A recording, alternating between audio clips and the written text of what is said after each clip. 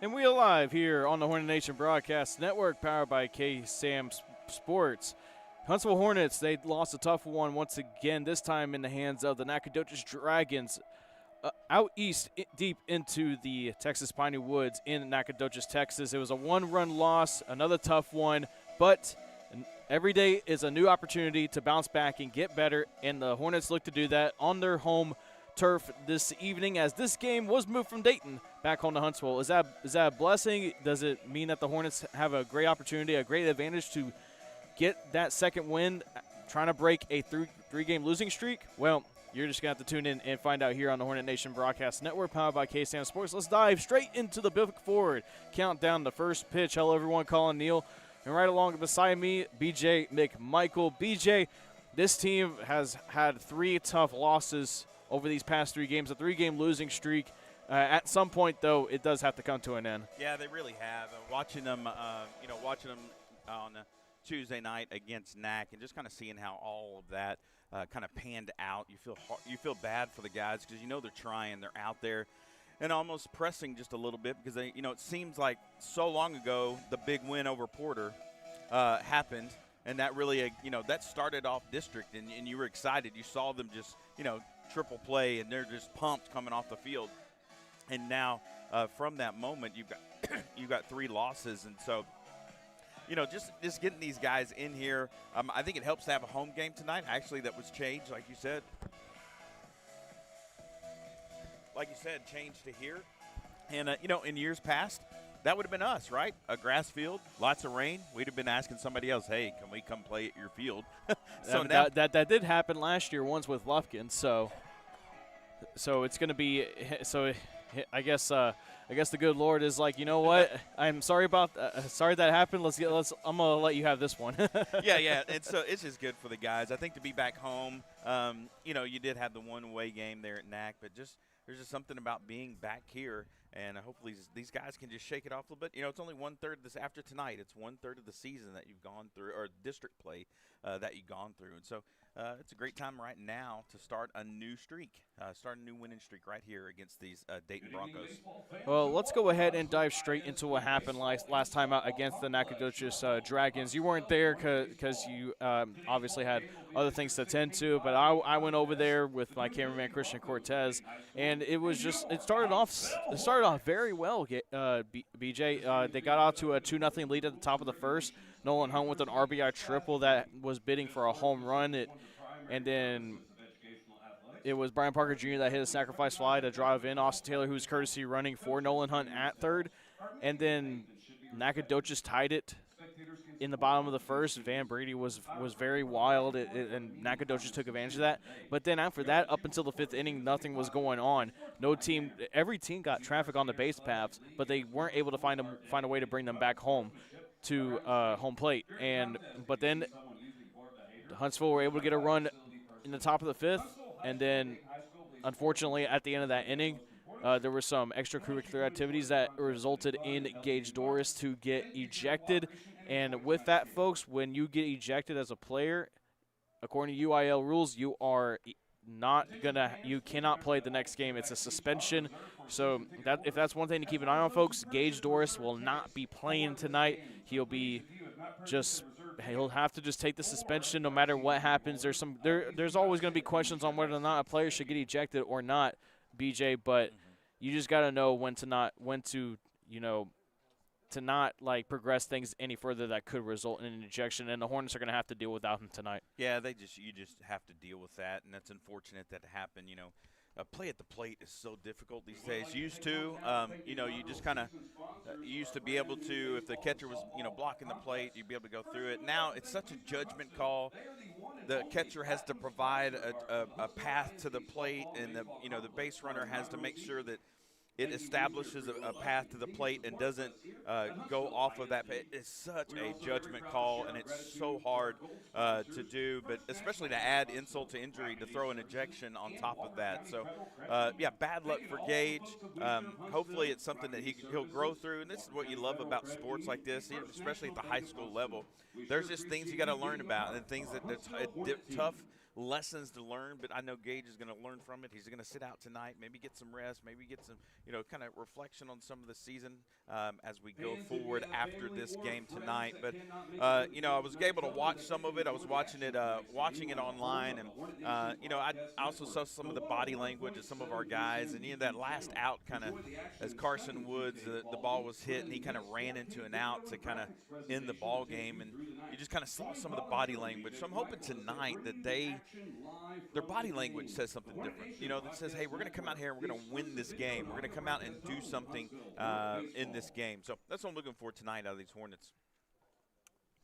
I mean, I was wondering if you can dive deep into the body language. What do you mean by that? Yeah, it just seemed like, early on, okay, I saw the with Nolan Hunt, starting it off. And then you would see some of the runs come in, tying it up, going ahead, but then just kind of giving up the lead, and you're trying to get back into it, and, just kind of walking off of either swing and misses or getting an out. And now I wasn't there to hear the chatter and hear the chatter in the dugout or anything like that, but just kind of seeing some of the frustration coming out. And, with NAC, you got a 1-3. Dayton, Huntsville, and Nacogdoches are all 1-3, and you would look at that and go, yeah, but Dayton's losses to K Park, 11-1. They lost to Lufkin, 10-0. Comparable opponents. We were tied with Lufkin and lost that heartbreaker to Lufkin, 4-3. K Park, they beat us pretty well, but we beat one against Porter, and they lost 6-5 against Porter. So, our guys are competing and they're in it, and just a couple of games go a different way. They're not sitting here tied for that fourth place spot. Things go different with Lufkin. Things go different. It just kind of feels like they're snake bit in some ways, and they feel like they feel it in some of those ways. So hopefully they can change it up a little bit tonight. I mean, last year they started off 1-3. They were able to win a couple more games to get that fourth place spot, but BJ, this team eyes more than just a fourth place spot. I mean, they say third time's a charm, but I don't think you want to face Hallsville a third time. No, you don't want to face Hallsville. I mean, we're seeing some of Hallsville players play for the Bearcats. We know these guys put out talent. I know. Easton Lloyd up in Sam Houston. I mean, BJ, we got a lot of Diamond Sports action going tonight because you got varsity softball going in just an hour. Yeah. Then you got Sam Houston Bearcat baseball taking on the number 15 team in the country in the conference series, and then you got here tonight Huntsville Hornets baseball taking on the Dayton Broncos. So yeah, a lot of Diamond Sports action tonight. But from wherever you are tuning in, we really do appreciate you tuning in right here on the Hornet Nation Broadcast Network, powered by KSAM Sports.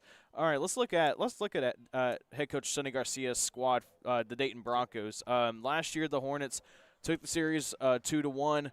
They lost the last game of the regular season to them on Senior Day, and right now they return a lot of young guys, and they're primed to be looking more than just winning a few games. They're looking for that fourth place spot in the district. Absolutely, yeah. You mentioned some of the young guys, some of the guys to watch.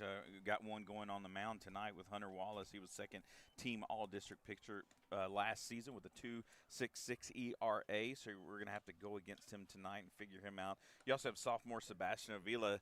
He was district freshman of the year. We have one of those on our team too, district freshman of the year last year, but he had a 3.90 batting average and a 2.63 ERA, so we may see him come in relief in this game. And also Zach Wood, their catcher, he was a second team all-district catcher and another sophomore, so you're absolutely 100% correct. They've got some young guys out here that they're not okay with where they are either. They're not excited about being 1-3. So they're going to come out fighting tonight to try to get this victory that they should be playing in their home. So they got a little bit against them here coming here to our field having to play, but yeah, they're young guys looking to win too, and so we got to be sure that we're ready to come out here and compete. And another thing, BJ, this is the last game before you do play just the one team 2 times a week. After this game, Huntsville is going to go to Porter on Tuesday night to take on the Spartans, and then Friday back here to take on the Spartans once again. Then they got to go to Lufkin the next week after that, and so on and so forth. So this is really your last chance before you get into that part of the district season to try to grab one more win to get your place right in the district, because at that point, after that, BJ, you gotta win a couple of games to try to take a couple of series. I mean, with Porter, you just need to win one game against them. You take the series. But when it comes to Lufkin, K Park, and NAC, in order to take those series, you have to win the last 2 games you'll face against them. So you have to win 2 games in 1 week with Lufkin, K Park, and NAC. I think with tonight, though, with Dayton, you want to try to get this one, not just to have have that second win on your win column, but also to just put less pressure on yourself to win more games later on down the line. Yeah, and that's gonna be a tough deal, because when you do have to face them like that, then you're kind of set up in your rotation. You're able to pitch, whoever it is that's kind of the stud of your rotation, and then you have to pitch somebody else out there that next night. And so, that does make it a little bit different. They've seen you one time through already, and so then you got those 2 games in a row. And Porter's going to want some revenge, especially being undefeated coming into our house and getting beat 4-0. So they're not going to just roll over and let us have it. They're going to put up some competition. So, yeah, we're going to get into the tough part of this, second third of district. And once we get through playing each team those 2 times, it's going to be big. You definitely don't want to get on the losing streak there. You want to turn it right now, starting tonight against these Dayton Broncos. BJ, tonight, since Gage is not playing, this is the night where he would usually pitch, but you are going to go with Colton Gilbert. He is starting for the first time in varsity in his high school career. Just what exactly? I mean, last time out for Colton, he didn't look really good against K Park. He gave up quite a few runs. Or that wasn't K Park. That was Lufkin. Excuse me. I had a conversation with him earlier. I asked him what went wrong in that game. He said that his fastball wasn't his fastball, and his slider wasn't his slider. He just didn't have his best stuff that night, and he's just going to try to get ahead. Tonight he says he's just going to try to get ahead of these Dayton hitters and just go from there. Yeah, and you could see it in some of his control issues. There's a couple, I think 1 or 2 hits batters, right, in that Lufkin game, and so you could see it in his command that night. And usually Colton comes in and pitches pretty well just that night. Again, that's one of those snake bit moments. You just feel like in that moment they were snake bit, and you had their senior catcher just step up and make the play against us that he needed to, get the big base hit to tie it up and send it into the 8th inning. And so, Colton, he's just got to flush it. He's got to be able to shake that one off and know that right now, looking at a 3-game losing streak, he just got to come up for his team and get out here and pitch, hit his spots, hit the zones, fill up the strike zone and see what he can do against these Dayton Bronco hitters. Yeah, well, I mean, it is going to be curious to see how the pitching, what the pitching plan is going to be. I mean, because Gilbert's usually just a guy that comes out of the bullpen to close a game out. If the starter is running, just running low on fumes, the pitch count's getting high. But now, your 2 main guys are not available. Brady, because he pitched on Tuesday, and Doris due to suspension. So we might see guys like Fullwood go out there if need be. We might see Barrett go out there. Barrett has pitched pretty decently. So we might even see, and if that doesn't work, we might see Austin Taylor go out there. We might see Brian Parker Jr. and others maybe that we haven't seen before. Yeah. So it's going to be interesting to say the least. All right, let's step aside and take a break. On our part, BJ, I had a chance to catch up with head coach Justin Jennings about an hour or so ago to ask about what happened in Nacogdoches and about tonight against the Dayton Broncos. Here is our Coaches Convo presented by Bill Fick-Ford. All right, Collin Neill alongside Coach Jennings for our Bill Fick-Ford Coaches Convo. Coach, last time out, y'all weren't able to get the win against Nacogdoches. It was a close game, pitcher's duel after the first inning, but unfortunately, one-run loss. Just your quick thoughts on that heading into, and how y'all are going to put that behind y'all heading into Dayton. It just wasn't a good night for us. I take responsibility. That's my fault as the leader of the program. We just weren't ready to go. So, we came out, we scored 2 in the first, and everything was going pretty well, and then we didn't get much going offensively after that. So we had our chances. We walked a few too many. We're still throwing a little too many balls, but hopefully we can get that rectified tonight. And we got to do a better job of just being intense all the way through and playing. We've got to play with a high level of focus and a high level of concentration. And I did a poor job of making sure our guys did that on Tuesday night, and it cost us. So we kind of challenged them a little bit yesterday and Wednesday, and we're going to see what we get out of them tonight. What are you going to be looking at your pitching tonight? Well, again, we got to throw more strikes. We have walked a ton of people in the last week and a half, and week and a half, 2 weeks, we've just not thrown enough strikes, and we're going to have to do a better job of that tonight. So we talked about some things in our bullpens this week and tried to focus on some different stuff and some focal points and whatnot, and just making sure we execute our pitches. So we're going to have to throw more strikes. We're going to have to get ahead in the count, and we're going to have to be able to throw our pitches and make sure it's our count. So, what can you say about Stanley at second? I know y'all started Jackson Slater last time out at third. He didn't. I mean, at the plate, he battled out, but it was a couple of his big defensive plays that still gave y'all a chance. What can you say about those two, especially that have stepped up recently? Well, those guys are. I'll be honest with you. Those guys are getting a chance because some other guys are not doing what they have done, in the past. And like I said, we got some guys scrapping, and that's kind of opened the door for some other guys, and we're going to have to take advantage of those opportunities. Josh has played 2 games, and he's had a hit in each game.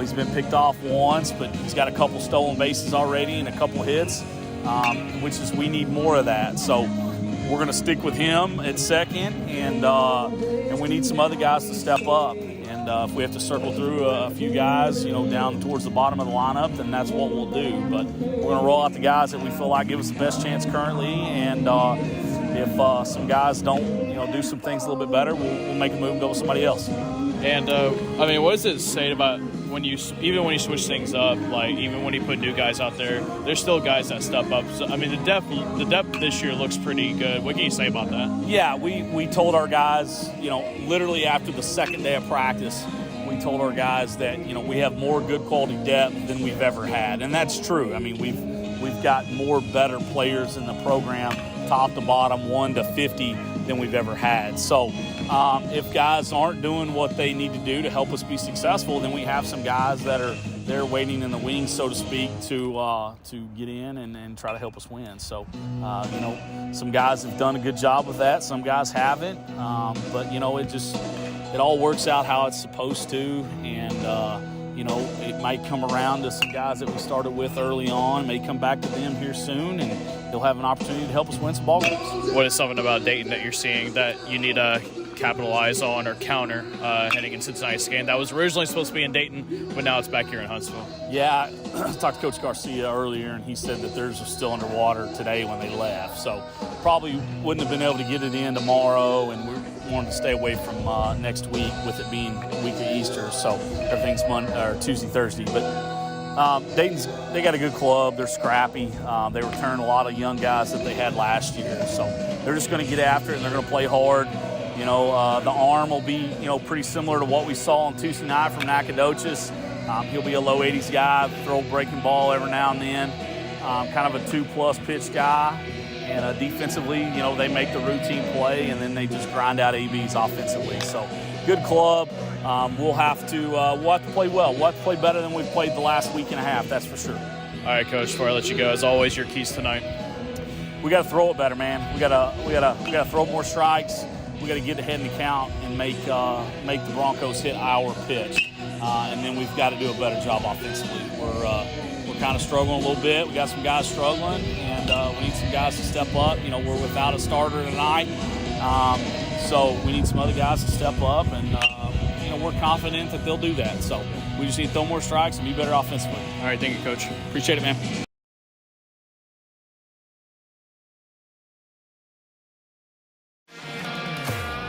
I'm Kobe Lovell, 2020 World Champion header, 7-time NFR qualifier. I'm Ricky Canton, 15-time NFR qualifier, and currently hold the world's record in the calf rovement. I'm Cody Johnson. I'm a platinum recording country music artist, cowboy team roper. And I'm No Bull Bill, and I sell trucks. Oh, I don't even know what I'm doing here. Well, at least I sell them to the cool people.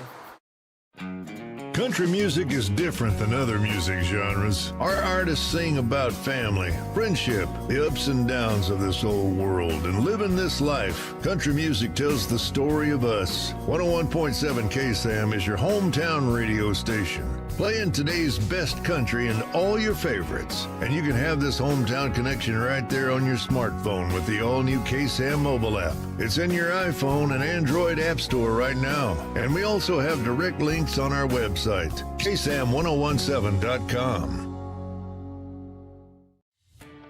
At Mid-South Fiber Internet, we understand the importance of quality service. We don't just work here, we live here too. Helping our communities any way we can. Connecting communities one line at a time. Working around the clock for you. We are committed to service. Committed to our communities. We are committed to you. Mid-South Fiber Internet. Local, reliable service you can count on. Sign up today at midsouthfiber.com. Huntsville wakes up to the all-new KSAM Wake Up Morning Show with Brian and Tracy. Get a positive start on your workday with local news, weather and sports, and some inspiration and laughs to warm you like a hot cup of coffee. And now you can join the daily conversation with Brian and Tracy by calling or texting the KSAM listener line at 936-295-4102. Come on, neighbor. The all-new KSAM Wake Up Morning Show with Brian and Tracy on 101.7 KSAM. Affordable Plumbing Incorporated in Huntsville is a proud supporter of Hornet softball and baseball. Family owned and operated since 2000, Affordable Plumbing serves the plumbing needs of Huntsville, New Waverly, Trinity, and other surrounding areas. The company is backed by years and years of experience and strives to support the community in a courteous and professional manner for all your plumbing needs. Call them at 936-291-7886. Again, that's Affordable Plumbing at 936-291-7886. Sting 'em, Hornets! Find us on social media on both Facebook and X at KSAM1017. Also be sure to subscribe to the 101.7 KSAM YouTube channel so you don't miss out on anything going on with your hometown radio station. Welcome back to the Hornet Nation Broadcast Network, powered by KSAM Sports. We're about to get ready underway in just a few moments. BJ, what are your keys to the game presented by Bill Fick Ford? Yeah, they're going to resemble a lot of the coaches. You know, just rocking a hard place. You need a win. You need a win, but you don't need a press. And so getting out here, getting after it, get a win. Need a spark. Need somebody to say, hey, I want to provide some offense. And you heard Coach say it. The depth is there, and if someone doesn't produce, he's got someone else that can get in there. And then just take advantage. You got an extra home game. Take advantage of it. All right, let's go ahead and get into your starting lineups presented by Bill Fick Ford. First for the Dayton Broncos, batting leadoff with number 1, Justin Hector at second base. Ivan Lopez batting second. He'll be at shortstop. At the third spot, Sebastian Avila. He'll be at third base. At the fourth spot, cleaning up for the Broncos, Andrew Solis at first. Anthony Zuniga in left field. Zach Wood at catcher. Seventh spot, Grant Odom in center. Hunter Wallace pitching at eighth spot. And batting ninth is Azael Rodriguez. He'll be in right field. Head coach Sonny Garcia, assisted by Jackson, Moore, and Stelly. All right, here is your starting lineup for the Huntsville Hornets. Josh Stanley will lead off at second base. Johnny Weldell will be at center field. Noah Nieto will be back at the catcher's spot behind the plate. He'll bat third. Nolan Hunt back as the designated hitter. He'll be batting fourth. Brian Parker Jr. is in the fifth spot in the order. He'll be at first base. In right field, back in the starting line will be Carson Woods. The righty will be in right field. And at the seventh spot in the order and starting for the Huntsville Hornets will be the right-handed pitcher, Colton Gilbert. At third base, batting eighth spot in the order will be Van Brady. And at left field will be William Barrett in the ninth spot in the order. And Holden Langley will be at shortstop. Folks, we are just about to get underway. Stay with us. First pitch is coming up next. Dayton Broncos taking on your Huntsville Hornets. Number 22, Will Barrett. And number 2, the shortstop. I'm Kobe Lovell, 2020 World Champion hitter, 7-time NFR qualifier. I'm Ricky Canton, 15-time NFR qualifier, and currently hold the world's record in the calf rovement. I'm Cody Johnson. I'm a platinum recording country music artist, cowboy team roper. And I'm No Bull Bill, and I sell trucks. Oh, I don't even know what I'm doing here. Well, at least I sell them to the cool people.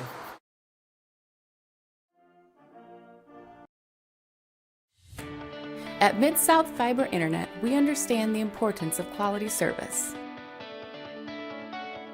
We don't just work here, we live here too.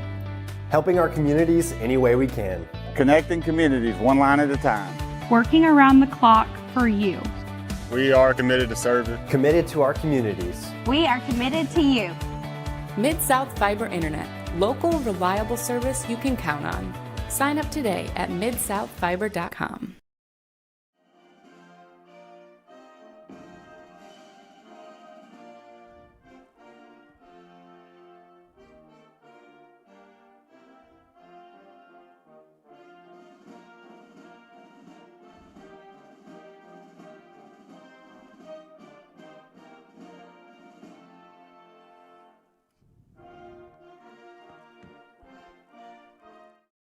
Find us on social media on both Facebook and X at KSAM-1017.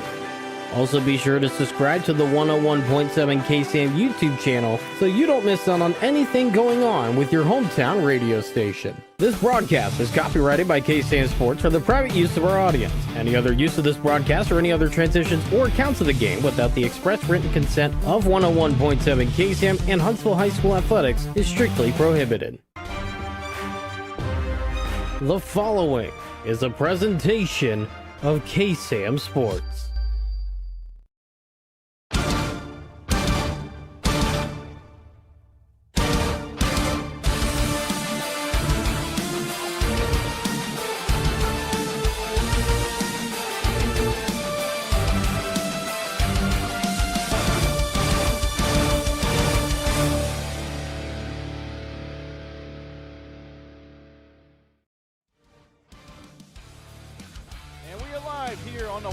Broadcast Network for this Friday night edition of Huntsville Hornet Baseball on the Hornet Nation Broadcast Network. Presented by Wiesner of Huntsville, home of the bottom line. Good afternoon and evening, wherever you may be tuning in, folks. Dayton Broncos visiting Huntsville, Texas to take on your Huntsville Hornets. Collin, Neill alongside BJ McMichael. BJ, tonight's starter is Colton Gilbert, the right-handed pitcher, wearing number 17. Yeah, if you're just tuning in, wasn't able to be a part of the pregame show, Colton's on the mound because Gage Doris was unable to make it tonight's game because of an ejection during the Nacogdoches game, a play at the plate. So Colton is your guy tonight on the mound, leading your Hornets against these Dayton Broncos. Had a rough outing here last home, or the outing against Lufkin, but getting ready to start it here. Tonight's video broadcast is being printed in 2K Quad HD with a 4K Ultra Enhanced presentation. Closed captioning is also available for the hearing impaired. Hornets looking to break a 3-game losing streak, and we are underway with the first pitch. Swing and a miss, 0-1 to begin this one. Yeah, you like that right off the bat.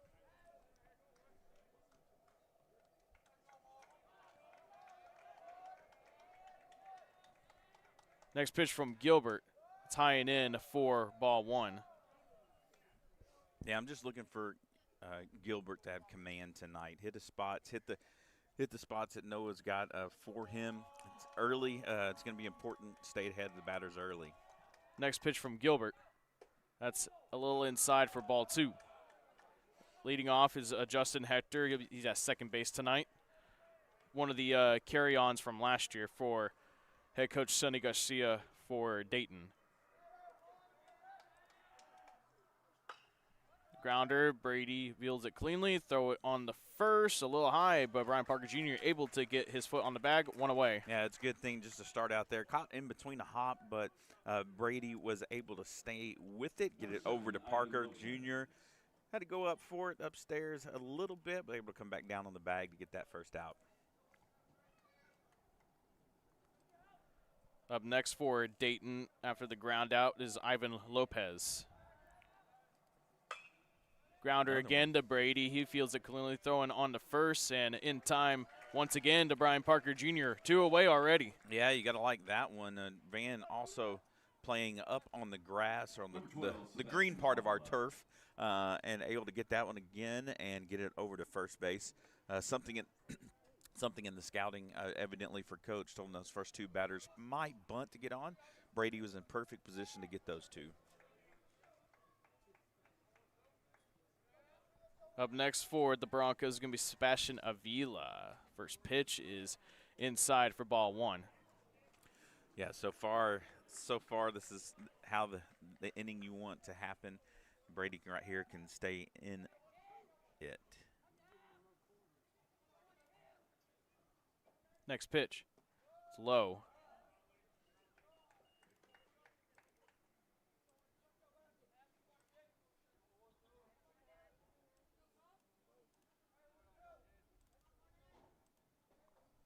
One that's popped up straight in the air. And that's going to be Holden Langley in shallow center field with the catch for out number 3.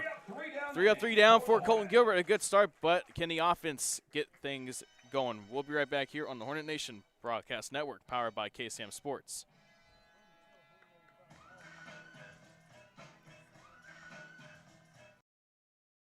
Huntsville wakes up to the all-new KSAM Wake Up Morning Show with Brian and Tracy. Get a positive start on your workday with local news, weather and sports, and some inspiration and laughs to warm you like a hot cup of coffee. And now you can join the daily conversation with Brian and Tracy by calling or texting the KSAM listener line at 936-295-4102. Come on, neighbor. The all-new KSAM Wake Up Morning Show with Brian and Tracy on 101.7 KSAM.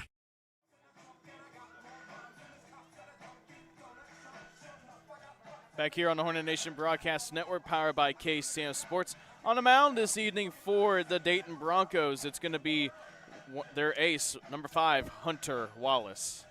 Yeah, Hunter comes up here. Again, we talked about it pregame show. Second-team All-District pitcher last season, 2.66 ERA. You had exactly the top of the first inning you wanted as a Hornet, getting 3 up, 3 down, 2 easy ground balls over to first, and 1 fly out to your shortstop, Langley. And so now you want it the opposite end of that, is that you want a good half inning here up to bat. Get a couple of runs in across this on this Dayton Bronco team so that you could get things started in your favor. Well, he's been tearing up ever since he started on last Tuesday against this past week's Tuesday against Lufkin. Josh Stanley, he is going to be back out there. Rather, that was Kingwood Park he started against his first varsity start, and he's back in the lineup, and this time he's leading off. Yeah, I like Stanley right here, especially leading off. First pitch is a little high for ball 1. Yeah, I was impressed with his at-bats, and that's one of those that Coach said, needs someone to provide a spark. 1-0. Outside again for ball 2. Some other guys may not be producing, likes what he saw, and Stanley getting out there, making the most of an opportunity. That's what you want. Everyone competing for a spot. 2-0. That's a little high inside as well for ball 3. 3-0 count. On deck for the Hornets is Johnny Waddell. He's been out for the past 2 games. 3-0 from Hunter Wallace. And that is going to be a strike. Right. It's going to be one of those. It's going to be one of those nights. It's going to be a delayed strike night. 3-1. Swing and a miss. Count runs full. Yeah, just in case or for those of you watching at home, it's not. Don't adjust your TVs. It's just not a delay on our end. It's probably going to be a delay on the umpire's end, calling a strike. 3-2. That's in the turf for ball 4. Stanley with the great at bat to start off this one for the offensive side of things for the Hornets with a full count walk. Yeah, and hopefully Johnny can come up here, being injured a couple of games, getting back out there. He had some really good at-bats early in the season, looking to pick up where he left off with those. What a great time to do it with a runner on first. Try to move him around and get on the board early, or at least get him in scoring position early. You got the third baseman playing in, Avila, expecting a possible bunt. Well, Johnny has been out for the past 2 games ever since that collision he took against Lufkin, but he's back in there and he's in center field. First pitch is high, picked down to first is not in time. Yeah, Stanley over there getting a secondary lead, had to get back to first. It wasn't a quick snap throw by the catcher there, so he's got some time to get back. 1-0 count for Johnny Waddell, another pick to first, not in time. Defensive alignments for the Broncos. Wallace on the bump. Wood behind the plate. Solis at first. Hector at second. Avila at third. Lopez at short. Zuniga at left. Odom at center. And Rodriguez in right field. Pitch is in there for a strike. Count evens.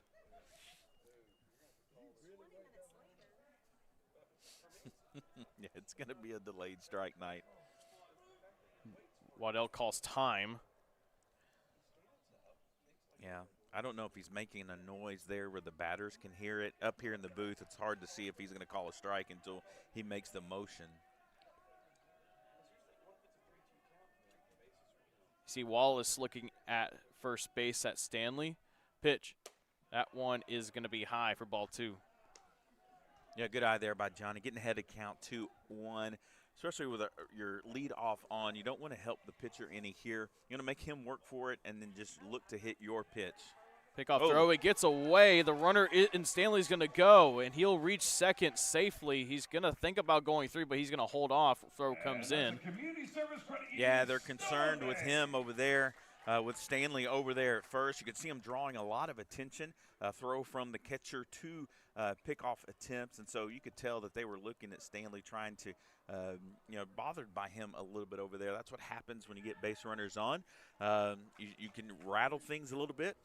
Good job there by Stanley getting up and advancing. Will go down as the first error of the ball game.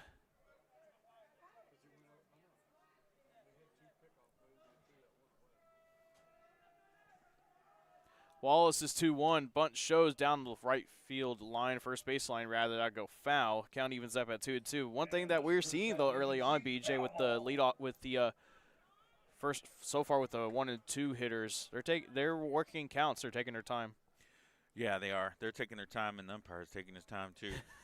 But it's hopefully Johnny can get a pitch to drive here to right field, be perfect position. I was looking at that too, and Waddell will call time rather. I think that was the catcher and Wood that called time. But yeah, that you see the second baseman in Hector.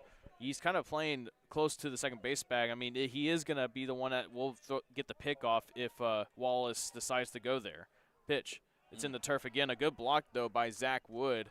It keeps Stanley at second. Count runs full, however. Yeah, that was a good stop there by Zach, making sure, especially the runner at second, you do not want him advancing to third with no outs on the board. So good job there by that Dayton Bronco catcher.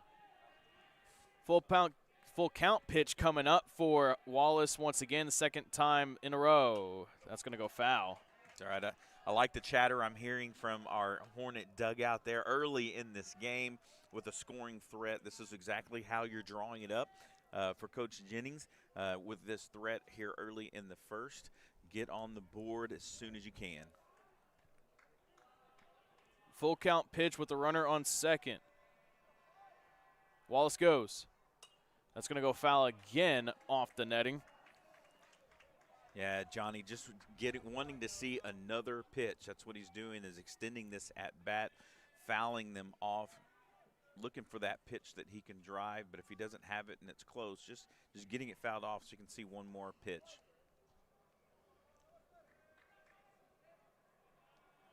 Wallace looking back at Stanley at second. Full count again. That's going to go inside. It gets away from Wood, the catcher, and Stanley's going to move on over to third, and Waddell's going to go on to first on the walk. Community Service Credit Union Stolen Base.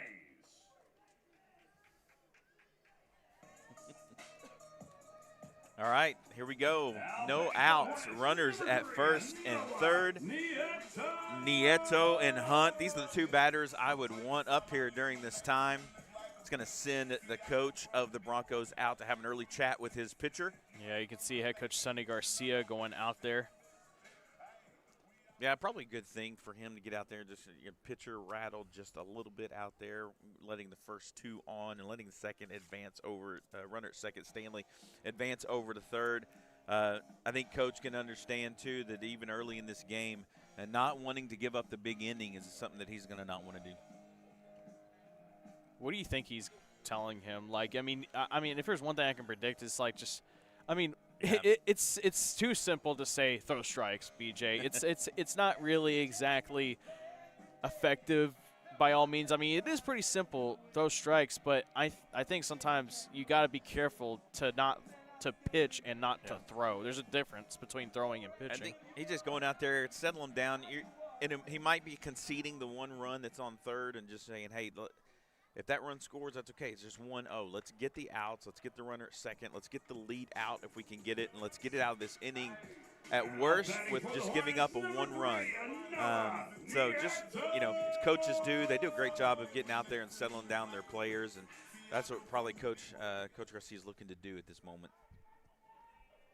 Yeah, Noah Nieto now in a good spot with runners at the corners with nobody out.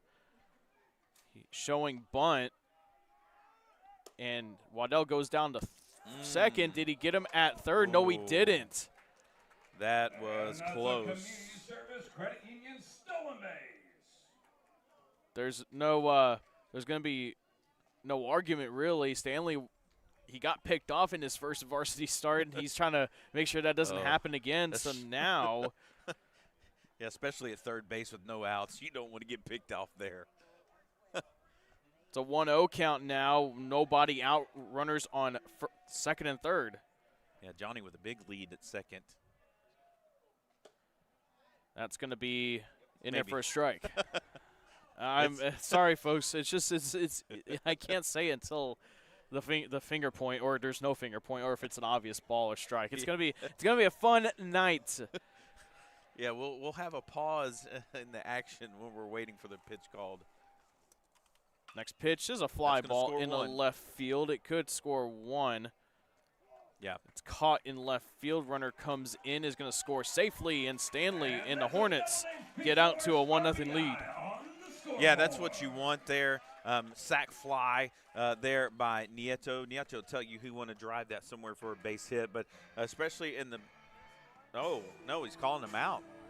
Wait, what? Now batting for the Hornets, number 9, Nolan Hart. What was that? He's saying 2 outs. Yeah. He was out at home because he left early? It didn't look like it. Wait, hold on. Yeah, he said 2. He pointed 2 outs.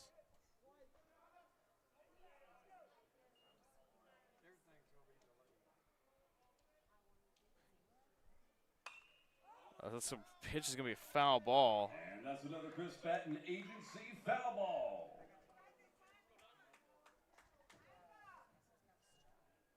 Okay, so it's just going to be still going to be 0-0 with 2 outs now. Runner on second still is Waddell. Nolan Hunt's at the plate.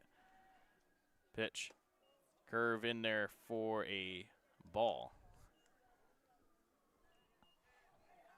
Yeah, this is interesting.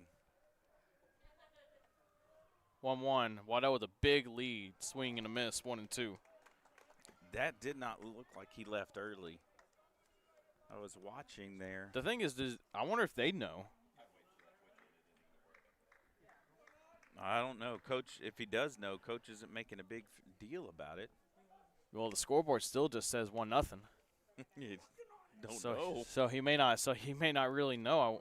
We're delaying. We're delaying. We're delaying the inevitable. 1-2 is fouled.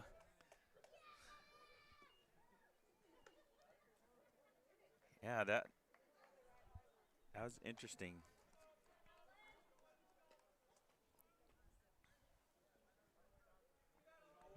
Well, the dugout knows because they're pointing up to me saying it's 0-0. 1-2 to Hunt. Ground ball left side. It's through for a base hit. Waddell hustling on home, and he is going to score. Head first slide into home plate. And finally, we can say it's 1-0. So you can leave it. You can leave it on the board right now. Yeah, you can leave the 1-0 on the board. Here's what's a great thing for Johnny getting around there. You know, definitely you'd rather this be a 2-0 ball game.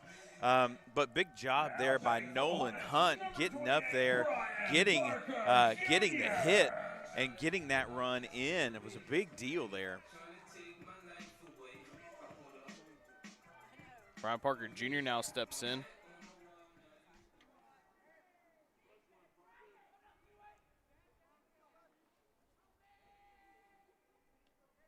Pitch from Wallace, foul. I like these guys up there taking cuts right now. You don't want to sit back and just have it dictated to you. You want to go out and take advantage and take action like Brian Parker swinging at that. Love for him here to drive it to right field and see if he can't get Nolan Hunt around to third. Curveball is low in the dirt for ball one. Have to go back and look at the video. I don't even remember seeing them appeal.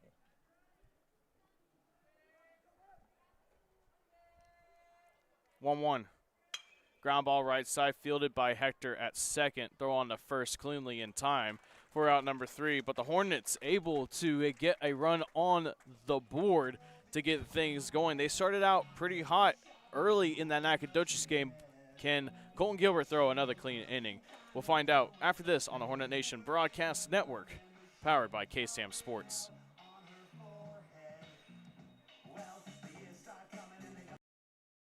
Why are people driving from all over Texas to Wiesner Hyundai to get a real deal? And Wiesner has been putting those deals together for Texans for 50 years, including the Hyundai Shoppers Assurance Plan and America's Best Warranty, 10 years, 100,000 miles. Elantras, Sonatas, Santa Fe's, Tucson, Palisades, and more. All in new sparkling facilities. So make the drive to Conroe today and buy for less.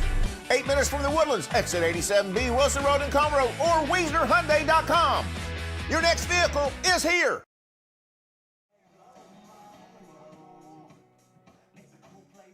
Back here on the Hornet Nation Broadcast Network, powered by KSAM Sports. Hornets were able to get a hit out of that inning and a run, BJ, but still got a long way to go. Yeah, a long way to go, but you like where it started. A 1-2-3 top of the first for the Hornets, getting the Broncos out and then in order, and then the Hornets just getting on the bases and causing a little bit of chaos, able to step up there, push one run across. Should have been 2, but they Dayton Broncos appealed it, got the out at third, and Stanley, I know, is probably going to have a conversation with Coach, making sure he tags up next time. Well, usually the coach would tell you when you go, or you just go by your own digression, of course. But either way, first pitch in this top of the second is high and in for ball one. Up to bat now for the Broncos, Andrew Solis, the cleanup hitter at first base this evening. Next pitch. It's also a little high for ball 2. Yeah, I'd like to see Colton here settle down a little bit. I know he's behind 2-0, but you don't want to give up a run here, especially after getting the lead bottom of the first. Try to 2-0. Big swing and a miss. Yeah, good job. Kind of surprised he was swinging there. If he didn't swing, that probably was a ball. It's probably ball 3, and we're looking at a 3-0 count now. On deck is Anthony Zuniga for the Broncos. 2-1. Curve, a beautiful one in there for a strike. I didn't have to wait for the umpire on that one. Called the pitch a strike. Here we go, 2-2 count. 2-2. That one bounces about a few feet before home plate. Count will run full. Yeah, 3-2. Headed behind the count now. You don't want to lose Solis here. See if you can't make your pitch on the outside and get a strikeout. Good pitch. Swing and a miss. Yeah, first strikeout for Colton Gilbert this evening. Gilbert hit the spot that Nieto had set up for him. Solis unable to catch up with it, get that for the Hornets, so he get the first out in this second inning. Up next now for the Broncos is going to be Anthony Zuniga, the left fielder for head coach Sonny Garcia tonight. First pitch, another good curve. Is it in there? Yeah. It is. It's a little guessing game. It is a little guessing game here tonight. It's always something. Oh my goodness. Not had the duck below that pitch. It's gonna be for a ball. And trying to sell it a little bit. It was closer than that. You got Zuniga all the way up in close to the plate. It's gonna be a foul ball. Good job to stay in there. Sometimes when you got them crowding the plate like that, you sometimes lose control of it, but able to stay in there and deliver that strike. 1-2 from Gilbert. It's popped up in the air. It will stay in the infield. Van Brady has control of it in the air, and he makes the catch for out number 2. Good job there by Brady. Able to secure that one for a second out. Like where this is headed so far. Got to be careful with Zach Wood here. He's one of their sophomores that is a pretty good player here for the Broncos. Want to get this 3 up, 3 down right here. First pitch from Gilbert. That one clips the plate for a strike. I think some of the Dayton parents don't like the delayed calls over there.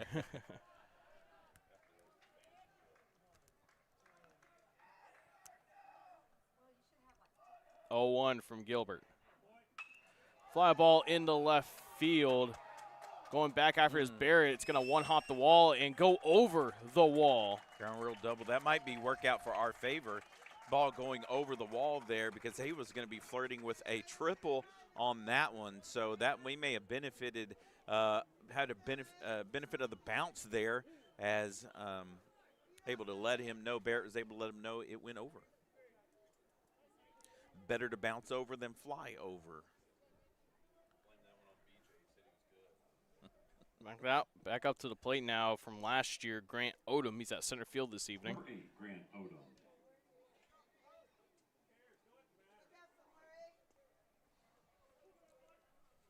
Yeah, you get 7, 8, and 9 hitters here, so you want to be sure and get Odom right here. You're just worried about the batter looking to get the out.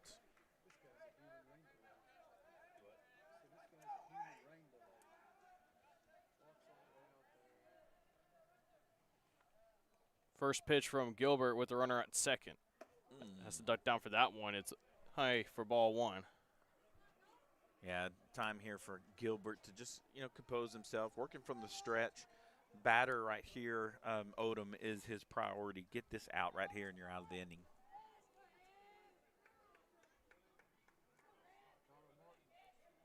One-0. Liner in the left field. Barrett's moving in. Can he get there? He can't. He'll let it bounce in front of him, but he'll get the throw in cleanly to make sure the runner in Zach Wood doesn't score. So Odom reaches on a single, and now Dayton's threatening. Yeah, threatening here with Hunter Wallace coming up, the pitcher for the Dayton Broncos. I know he's wanting to get that run back on his own to kind of tie this game up.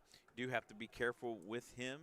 Again, second team all-district pitcher for last season. So great opportunity to help his cause here. Yeah, I think Colton just hit his spots here. I think he can get out of this inning. Pitch. Good curve in there. That's definitely in there for a strike. Yeah, good first pitch there by Colton. All you got to do is get the out here, and you are out of the inning. Going to go foul. Good job there. Had him guessing there. Little off-balance swing.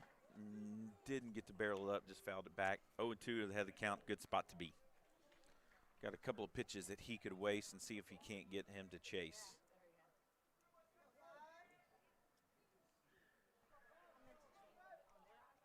Oh, 2 pitch from Gilbert. Just barely was able to foul that one off. Wallace was able to, so it'll still be 0-2, but it seems like Gilbert's got a good advantage against Wallace at the moment. Oh, absolutely. He's got advantage. A couple of pitches that he could just play with here. Do have Wallace crowding the plate as well.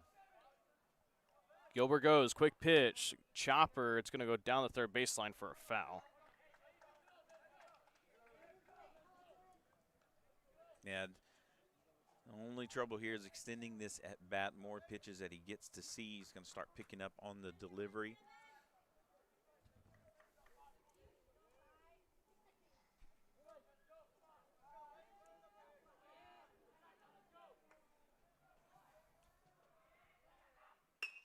Ground ball. Langley fields it cleanly. He'll just throw it on the first cleanly as well in time for out number 3. It is now 6:29 p.m. in Huntsville. We have played 1.5 here in the Huntsville Baseball and Softball Complex.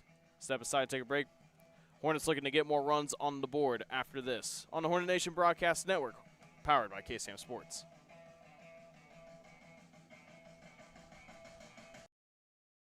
Hey folks, Clint Mack here with Wiesner Chevrolet in Huntsville. If you've been looking for a great deal, don't look any further than Wiesner Chevy in Huntsville. Come get a crew cab $1,500 truck and take up to $10,000 off the MSRP. We have Chevy Trax as low as $20,995. Do you want to go all electric? We have the all-new Bolt EV, Bolt EUV, and the Chevy Blazer. Do you need a heavy-duty truck? We've got 3/4 tons and 1 tons in stock ready for you to take home now. Some restrictions may apply, so hurry to Wiesner Chevy in Huntsville and take advantage of these great deals and great inventory, or visit us online at WiesnerHuntsville.com.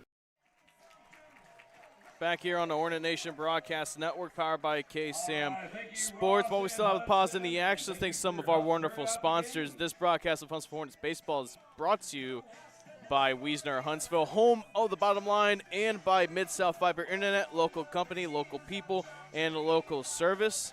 Of course, thanks to Mid-South Fiber Internet for also sponsoring this evening's extra base hit and throughout the rest of the district season. Hopefully we can see some extra base hits tonight here, BJ, for the Huntsville Hornets. Yeah, I wouldn't mind seeing a couple of those, especially here at home. And like I said, just get some, get a spark in there. I know some of these guys that are in the starting lineup, they want to produce for their coach. Because like you said, the depth of our team, there's some guys that are waiting in the wings just trying to have an opportunity. So it is time for some of these guys to step up and see if they can produce. First pitch from Wallace to Carson Woods is outside for ball 1.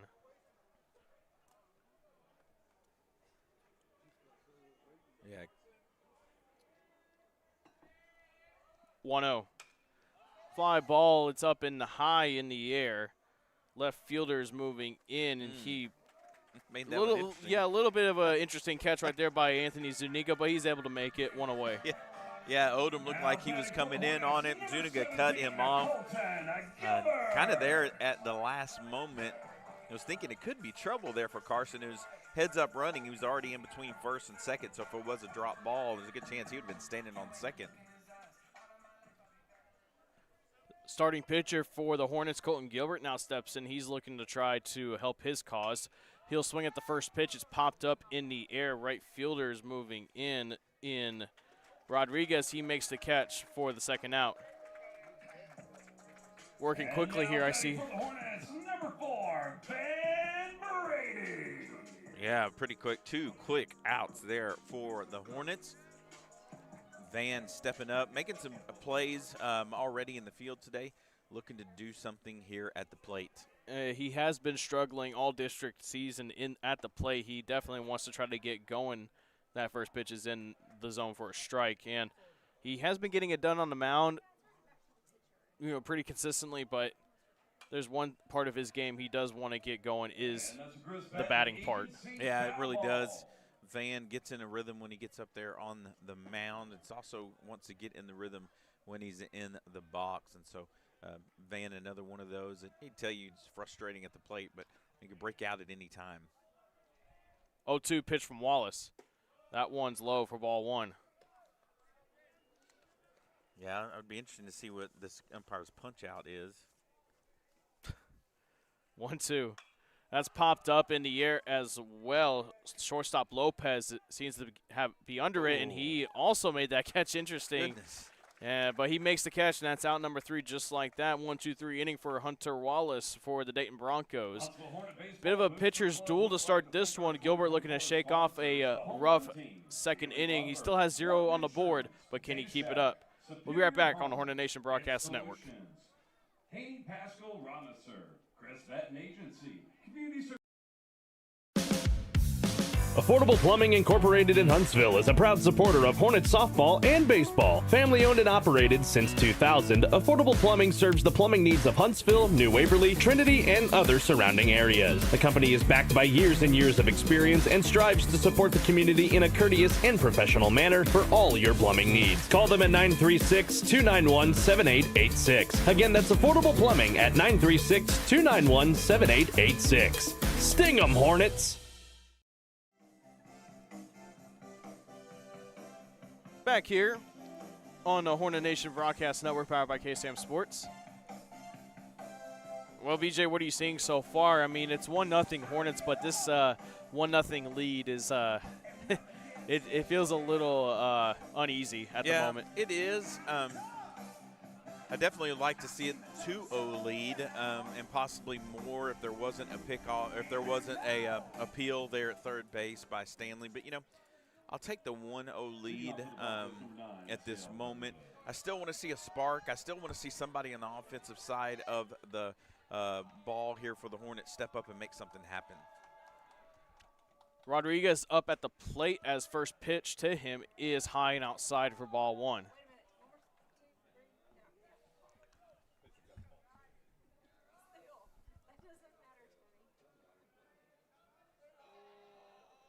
Next pitch from Gilbert.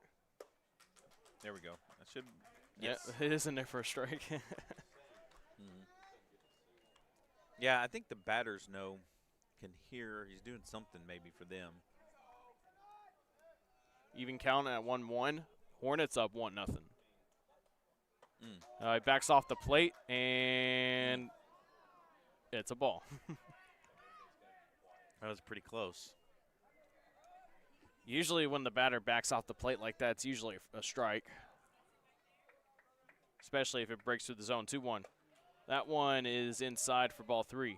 3-1 count now for Colton Gilbert to Rodriguez. Up next is the leadoff hitter in Justin Hector, who grounded out to short, or third rather, his last time up. 3-1 from Gilbert. Swing and a miss. Count runs full. Good job, good pitch there by Gilbert. You definitely don't want to lose the leadoff batter here. Do everything you can to get this out.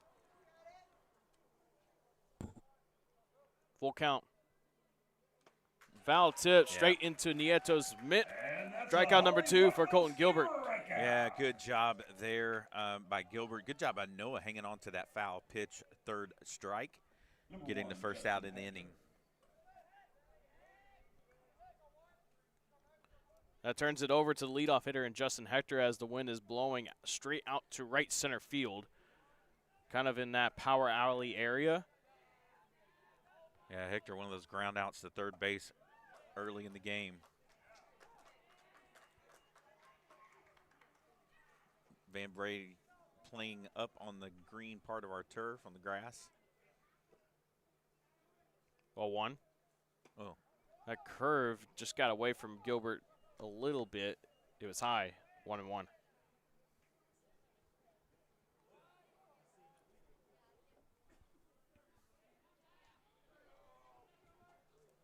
1-1 with one out. It nearly hit Hector. 2-1.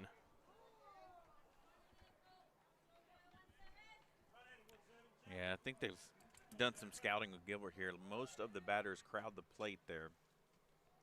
Did hit a lot of batters in his last appearance. Liner left side. It's a fair ball down the right field line. It's going to left field line, right? It's going to roll all the way almost to the wall. Hector moving on to second. Throw won't be in time. And the Dayton has a 1-out double thanks to Justin Hector. Yeah, he just drove that one down the third base line. Nothing you could do about that. Van wasn't going to be able to get it. Barrett did a good job to get over and get the ball in. Keep the runner there at second, 1 out. Certainly helps having an out on the board. Still see if you can get Lopez here. Another one who hit to Brady earlier. More traffic for Colton Gilbert. Can they keep them at bay? Pitch. High and in for ball 1.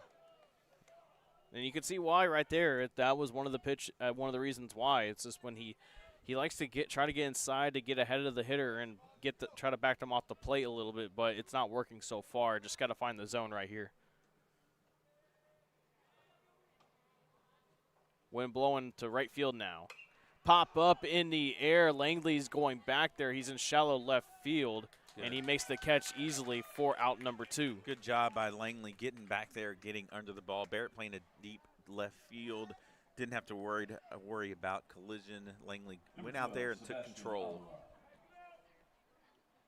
And you can see the flags out there out in the middle of your screen, how much the wind is blowing right now.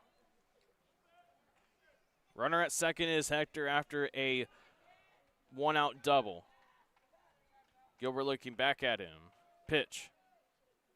Grounder right side, it will go foul. Yeah, so far Gilbert's done everything you've asked of him to do. Getting out and getting his third out here in the third inning. Be a good little pickup for your ball club here heading into the bottom of the third.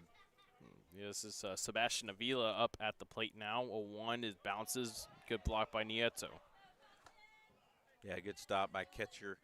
It's just a tough play. I mean, one of the toughest guys on the team is your catcher. I mean, so many things that he has to do. Block, protect the plate, block, protect those balls from going to the backstop, especially with runners on. It's a 1-1 count. Runner goes. Throw down by Got Nieto. Did he get him? Oh, he did not. He's got safe. in there. Yeah. Looked like he just got in there ahead of the slide. Not as controversial as the one a week ago or so No. against Kingwood Park. So now you got a runner on third, and now it's a 1-2 count. However, Gilbert has an opportunity, though, to get out of this one. One pitch can do it. 1-2. Bounces before home plate again. Another good block by Nieto. Yeah, good stop there. That previous play for Hector. Hector did get in there on the slide. It was a decent throw by good, yeah. by Nieto for sure, though. Yeah. Hector trying to put the pressure on Gilbert. Gilbert, 2-2 pitch with 2 outs. Chopper right in front of Nieto at home. Good He picks job it up. by Throw to Nieto. first is Yes. in time. A good throw by Noah Nieto. And he daps up Parker Jr. for making the stretch to catch the ball. Well, we're through 2.5 here. We head to the bottom of the third. Hornets still looking for more runs to take pressure off of their pitcher. We'll be right back here on the Hornet Nation Broadcast Network, powered by KSAM Sports. This is Huntsville Hornet Baseball.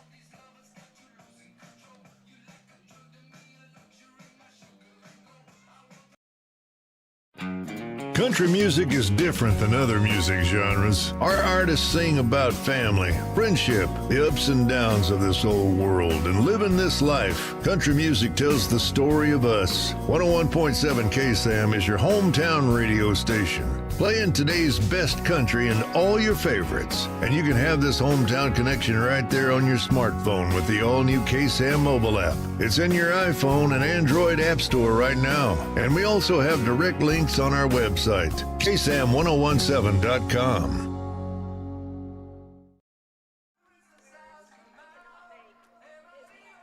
Barrett, Waddell, Stanley, and then Waddell will lead things off for the Hornets to begin this bottom of the third. Collin, Neill alongside BJ McMichael here on the Hornet Nation Broadcast Network, powered by KSAM Sports. Yeah, I want to go back to that last play by Nieto.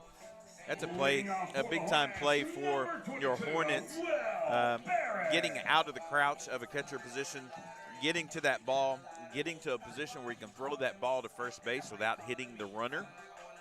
That's a big play, especially with a threatening on third base runner there by the Broncos. So you may want to star that one. Nieto coming out and getting that out was pretty big for his pitcher. First pitch to Barrett is in there for a strike.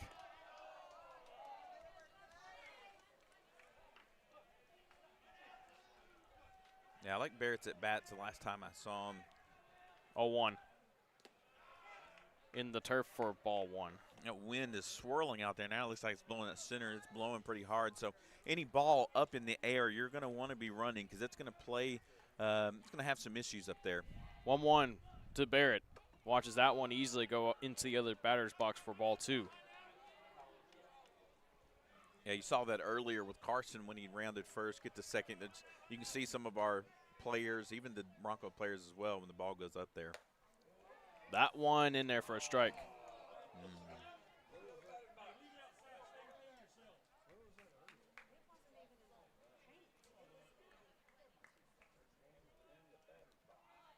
Barrett trying to work his way out of this one. 2-2 is high and inside for ball three. A full count once again for Hornet hitters. The leadoff hitter and Josh Stanley is on deck, who walked his last time up and got all the way to third before getting tagged up. Yeah, Barrett wants to hand this off to the top of the lineup. 3-2 ground ball right side, fielded by the first baseman. He'll take it himself. That's Solis for out number one. Yeah, I'm not mad at that. That was a good pitch to swing at. Jammed him just a little bit, so it ran in on his hands. But I like Barrett getting up there with the idea of trying to make something happen. See if Stanley can get on and get around. I believe he walked in the first inning. So he can be patient again.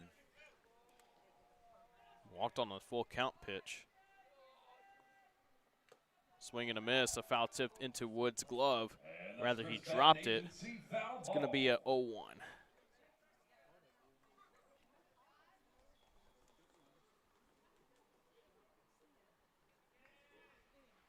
Windy, and it hit Stanley, and he is frustrated. He didn't like that one.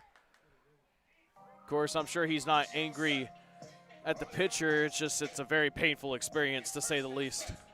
Yeah, but he was able to wear it, and you get a runner on first. This is what caused the havoc last time. Now Stanley's got to be careful. They've thrown over a couple times at him, caught him with an appeal at third, so he's got to be a smart base runner. It's the things that Coach talked about at the beginning, playing smart. So Stanley needs to be sure with a one out and your two through four hitters coming up, you got to be smart out there because they're probably going to test, see if they can't pick him off again. Do you think that he's going to have head coach Justin James is going to have Waddell swing right here, or is he going to let him bunt? I mean, he has the speed to beat out, but if he wants to try it, pitches high for ball one. Yeah, you can see them. They're still watching over there, seeing if they have any opportunity to throw him out, get him off the base path. Wouldn't be surprised if we get a throw over. That one's also outside, and Wood fakes throw. No, it's in there for a strike.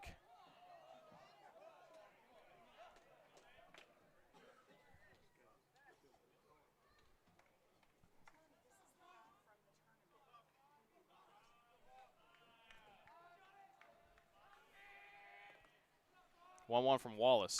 Liner in the right field, and it is going to get down. Stanley, and it fumbles in right field. And still trying to gather it as Stanley goes all the way to third. Right fielder in Rodriguez could not handle it, and that got Stanley all the way to third. Single for Waddell. And Hornets in another good spot.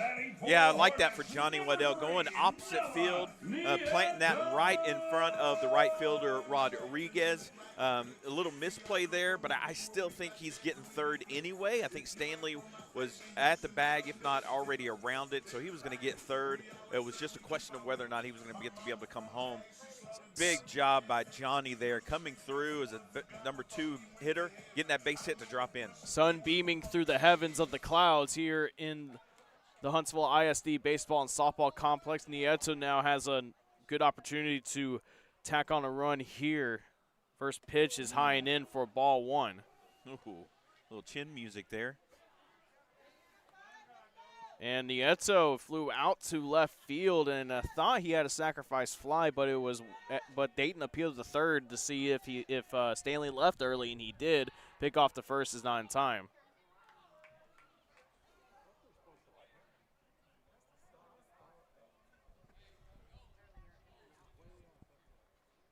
And Nieto is asking for time.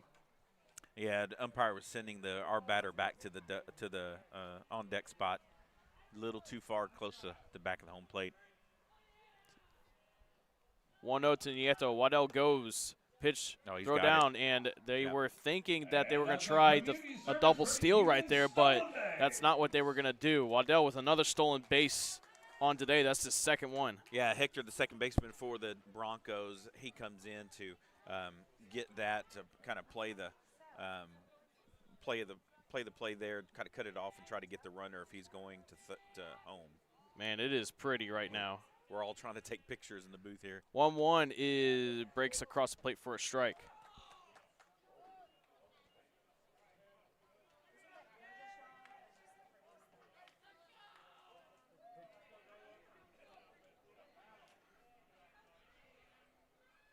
One-two pitch to Nieto from Wallace.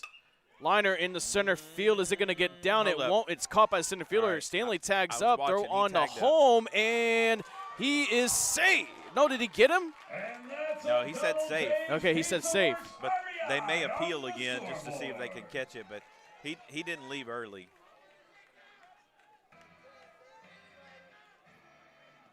So it's going to be 2-0 Hornets. A sacrifice fly for Noah Nieto. That was a good throw by Odom, almost getting him at the plate.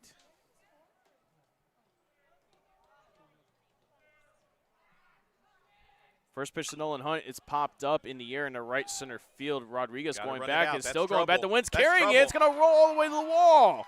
Fielded by the center fielder in Odom. And Hunt slides in the second with the RBI double. 3-0 Hornets. Yeah, you could see that was trouble off the bat. You had both Odom and Rodriguez, the center fielder and right fielder for the Broncos, looking up at it. The wind probably had something to do with it as it carried out there, because neither one of them looked like they had a bead on the ball and unable to pick it up. Nolan wisely gets the second base, able to score. Johnny Waddell.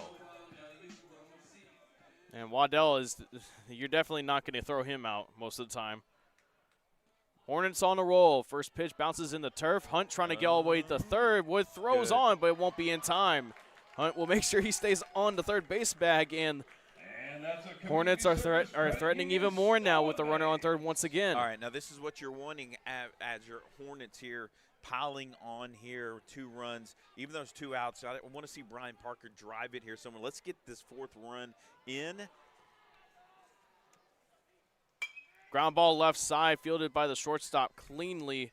Throw on the first is in time. Good play right there by Ivan Lopez for out number 3. But the Hornets get 2 more runs across the plate thanks to some good situational hitting and the wind. We'll be right back here on the Hornet Nation Broadcast Network, powered by KSAM Sports.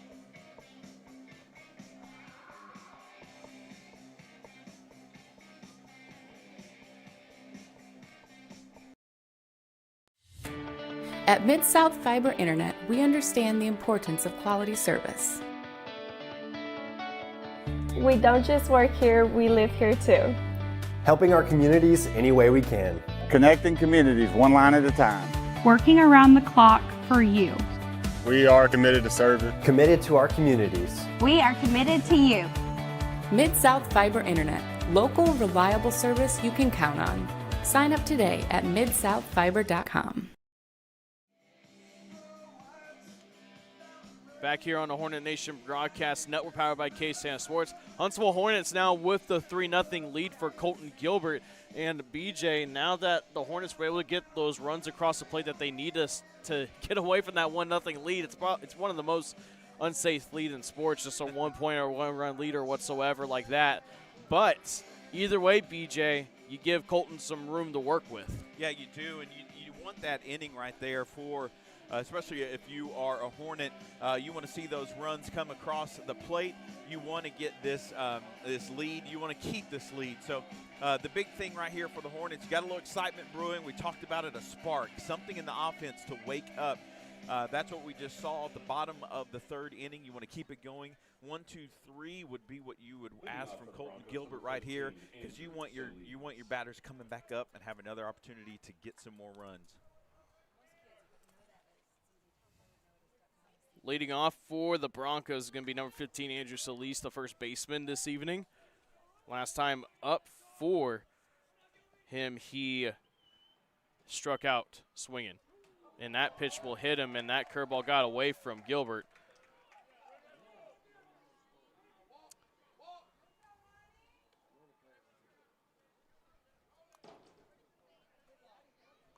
So the Broncos have a runner on to begin this inning with nobody out. They'll send Zuniga back to the plate. He popped up to third base his last time up. Yeah, last time flight out there. Take it out here. Love to get it out at second. Would love to get the double play. Would be even better. First pitch nearly hits him, and Nieto's trying to get him to try to get it across the heart of the zone, or the zone itself rather, but either way, it's 1-0. 1-0. Popped up, but it will go foul. Heard that one.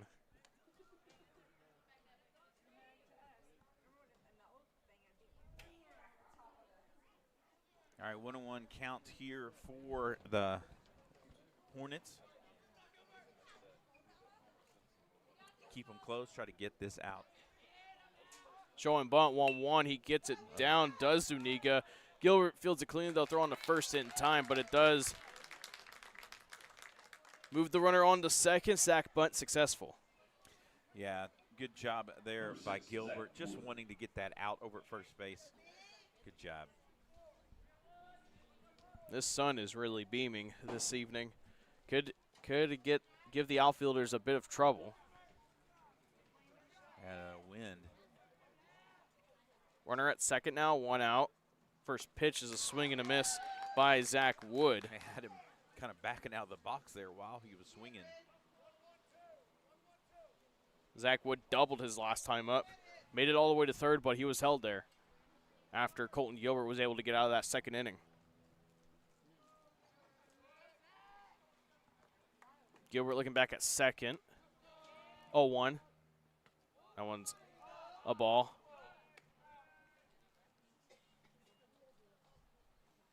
Man, it's just a gorgeous day out here, especially if you're looking out online. Even better here in person.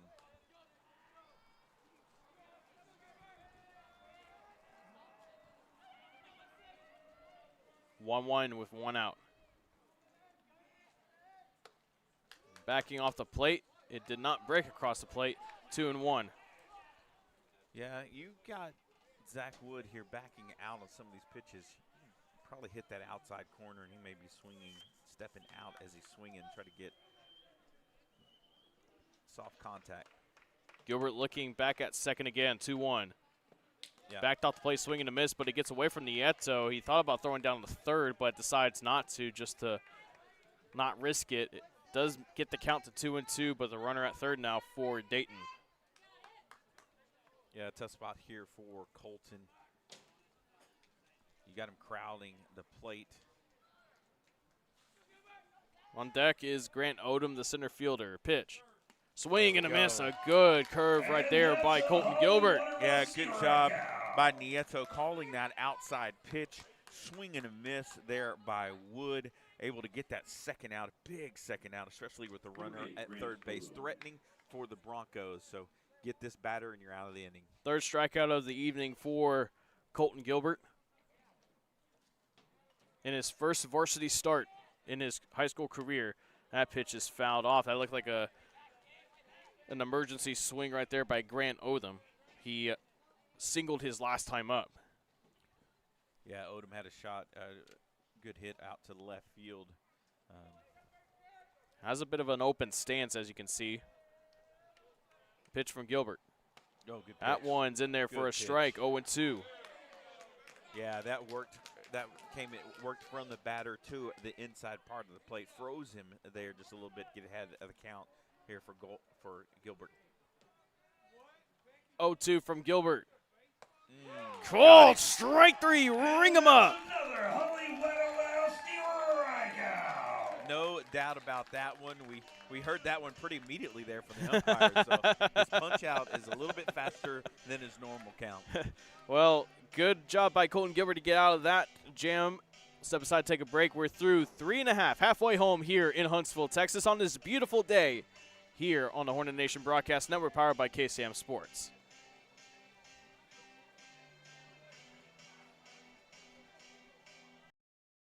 Hey folks, Clint Mack here with Wiesner Chevrolet in Huntsville. If you've been looking for a great deal, don't look any further than Wiesner Chevy in Huntsville. Come get a crew cab $1,500 truck and take up to $10,000 off the MSRP. We have Chevy Trax as low as $20,995. Do you want to go all electric? We have the all-new Bolt EV, Bolt EUV, and the Chevy Blazer. Do you need a heavy-duty truck? We've got 3/4 tons and 1 tons in stock ready for you to take home now. Some restrictions may apply, so hurry to Wiesner Chevy in Huntsville and take advantage of these great deals and great inventory, or visit us online at WiesnerHuntsville.com. Folks, this broadcast of Huntsville Hornets baseball is partly brought to you by Affordable Plumbing, family-owned and operated since 2000, supporting Walker and surrounding counties. They're also our strikeout sponsor for this year. Thank you to the good people at Affordable Plumbing. And it's also Huntsville Hornets baseball is also brought to you in part by Bill Fick Ford. No bull, just good deals. We start this bottom of the fourth inning in the heart of the order for the Huntsville Hornets, starting off with Carson Woods. Leading off Yeah, and if you're Carson, you're this 6, 7, 8, 9 hitters of the Hornets, you're just wanting to keep it rolling. This is the second time you're getting to see Wallace on the mound here, so you're just wanting to keep this going. You've only got one inning that you haven't scored, so you want to keep putting crooked numbers up there on the board and keep extending this lead. First pitch to Woods from Wallace is inside for ball 1.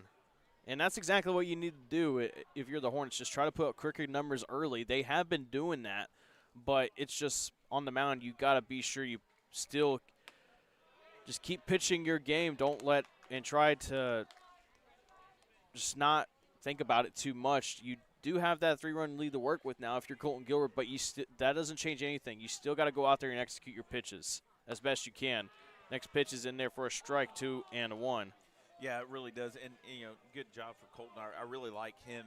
After having a rough outing against Lufkin, coming in, settling down, even with some traffic on the bases, being able to get out of the inning.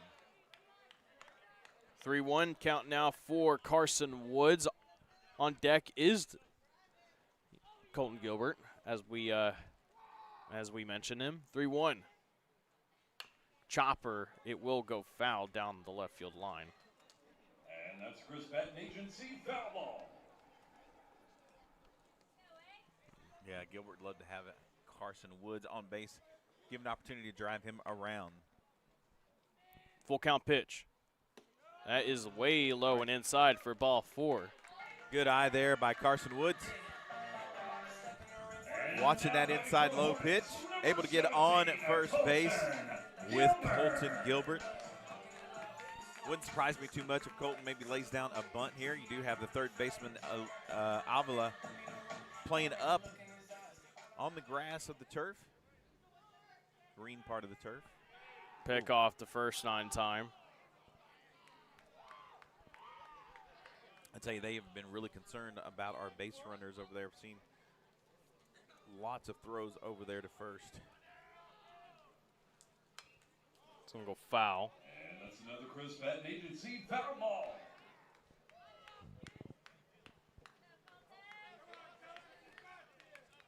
Yeah, you got the Hornet dugout chirping a little bit, trying to get Colton.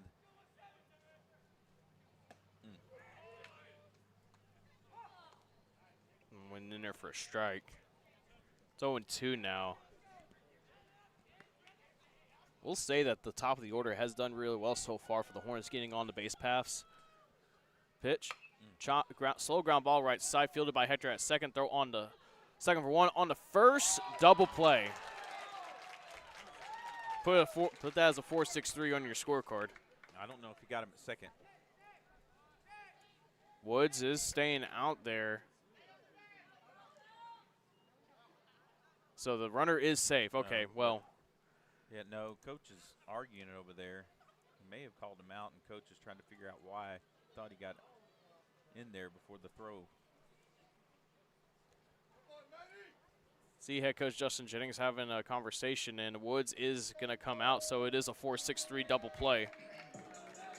And now batting for the Hornets, number 4, Ben Brady. Seeing a lot of interesting calls here this evening, BJ.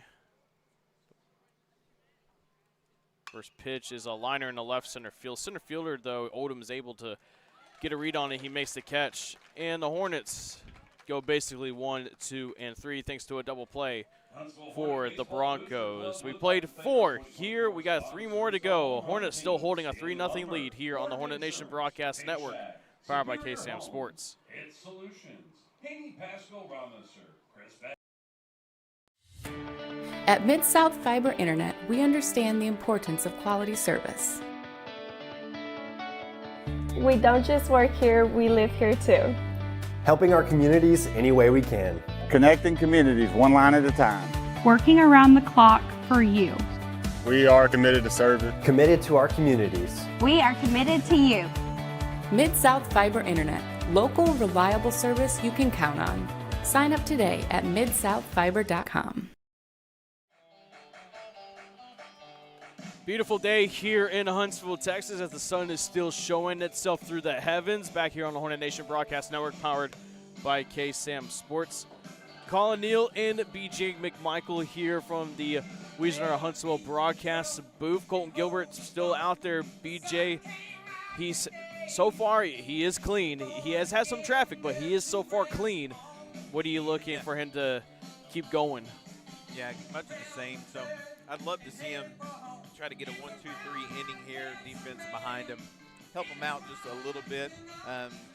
You know, you can only have so much traffic on the bases and put yourself in so many situations that at some time you just don't want to keep testing those waters. And so you want to do what you can, get these batters out.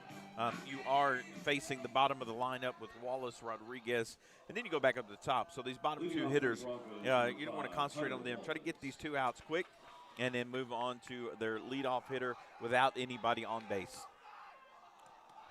Leading off for the Dayton Broncos is going to be the starting pitcher, Hunter Wallace. Pitcher against pitcher once again. That one's going to line foul. It will be 0-1. Yeah, you got 3 hits on the board apiece for each team. Dayton has shown that they can hit the ball. They just haven't been able to string some of those hits together. So you want to try to keep this game right where it is. That one's high. It's going to be 1-1. You got the Bronco dugout coming to life out there, trying to will their team and to get some runs in. So you want to do what you can to stop that. 1-1 from Gilbert. That one's outside. 2-1. Of course, if you're Gilbert, just can't get too rattled at this point. You have a 3-0 lead. Just got to keep going. Just don't worry about it. Just tunnel vision at this point in the ball game. Can't worry about anything at all except just pitching. There we go. In there for a strike. Indeed. 2-2. Good pitch. And catcher Nieto telling his pitcher, good job hitting his spot, getting that called strike. Pitch here. Ground ball left side, fielded by Langley. Throw it on the first. In time. Another good play by Holden Langley. He has been consistent throughout this season, BJ. It's something that is great to see, especially at this level at shortstop. Yeah, you got a ball played toward the third base side, and he was able to get it over there, get it on the one hop, able to get it over to first. A consistent throw, solid throw over to Brian Parker Jr., able to get that out at first. Gilbert looking to keep things riding here. Liner in the center field. Waddell is now moving in. He has to get there. And did he make the catch? Yes, he did. Wow, another amazing play for the Hornets this inning. Yeah. And this season in general, the defense has stepped up this year. Another great play as well by Johnny Waddell, especially in center field. He did. He took a little bit to get there, but got it. Make a diving catch on the H, getting that big second out of the inning.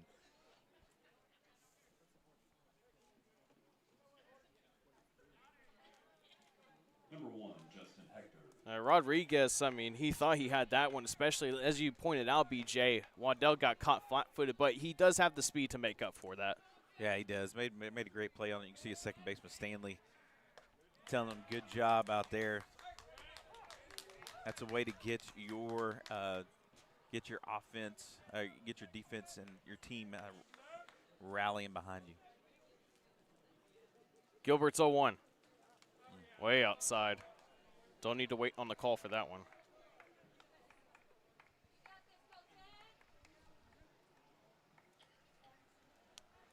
Yeah, as a pitcher, Gilbert's got to be feeling good right now. It's 2 outs, 1-1 in the count. Is it in there? It is. Called it a ball. Not.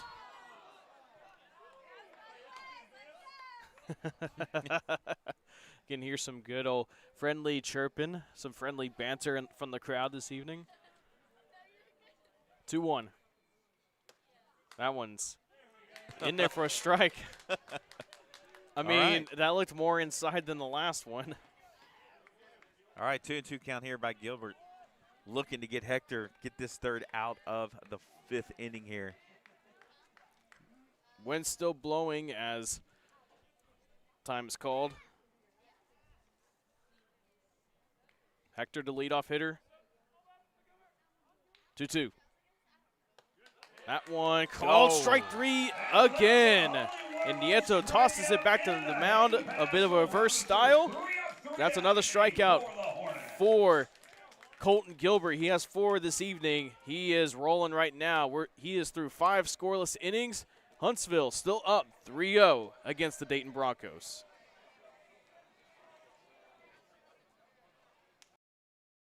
Why are people driving from all over Texas to Weisner Hyundai to get a real deal? And Weisner has been putting those deals together for Texans for 50 years, including the Hyundai Shoppers Assurance Plan and America's Best Warranty, 10 years, 100,000 miles. Elantras, Sonatas, Santa Fe's, Tucson, Palisades, and more. All in new sparkling facilities. So make the drive to Conroe today and buy for less. 8 minutes from the Woodlands, exit 87B, Wilson Road in Conroe, or WeisnerHyundai.com. Your next vehicle is here. Back here on the Hornet Nation Broadcast Network, powered by KSAM Sports. Folks, want to remind you that you can download the KSAM mobile app. It's available on all iOS and Android devices. You could be in the car, at home, or even right here at the game. It does not matter. You can take your hometown radio station, hit it with today's best country and all your favorites on the go, wherever you go. Download the KSAM mobile app today. Again, available on all iOS and Android devices. And while you're at it, you can also follow us on social media. You can keep up to date with all things regarding your hometown radio station. Follow us on Facebook and X at KSAM-1017 for all the latest in Huntsville and Walker County. Again, that's at KSAM-1017 on Twitter/X and Facebook. Leading off at this bottom of the 5th inning, it's going to be William Barrett. Yeah, I liked at the end of that top of the 5th. We were talking about it in pregame, the body language. You could see the guys coming off the field, high-fiving, getting excited. First pitch to Barrett's lined into right field. It's going to get down for a base hit. Great job of hitting right there by Barrett. That was a line drive that just found it right in front of right field. Now batting for the Hornets, number 6, Josh Stanley. Like I said, I'm seeing different body language from the guys. They're all up on the fence, wanting another big inning from the Hornets.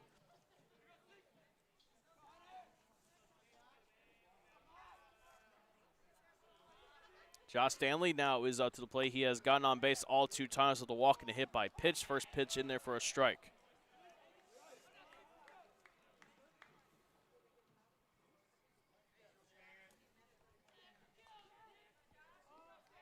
Oh, 1. Swing and a miss. 0-2. Sometimes those curveballs can just look very enticing, and then before you know it, as you're about to swing it, breaks across the plate below the zone. Yeah. 0-2. Inside, runner goes, and Barrett throw down to second is not nearly in time. And I got to tell you, a good play right there by Lopez to make sure it goes out to center field, because if it did, Barrett's definitely going on to third. Yeah, that was an inside pitch. Tough pitch for the catcher Wood to try to get a throw down to second.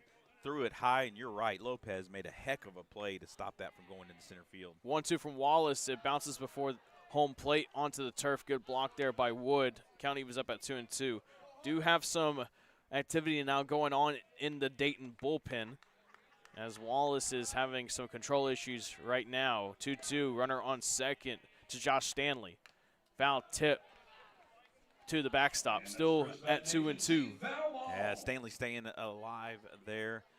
Wanting to get a hit in this game, walked and hit by pitch, so he's wanting to drive something somewhere. See if he can't get Barrett to score from second.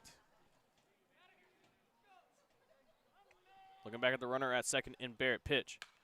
That's going to pop up. Wood is going to go after it, and it's going to go foul. It hit the backstop and netting. Ran into it, Wood did. He seems to be all right, thankfully.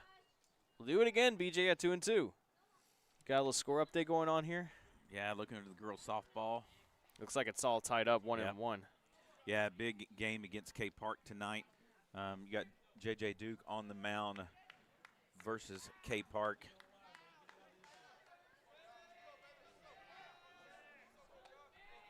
Two-two count to Stanley for Stanley against Hunter Wallace. Another foul ball. We'll do it yet again. That's all right. Seeing another pitch for Stanley here. This is the third time he's gotten to see Stanley, so trying to pick up some motion, some movements.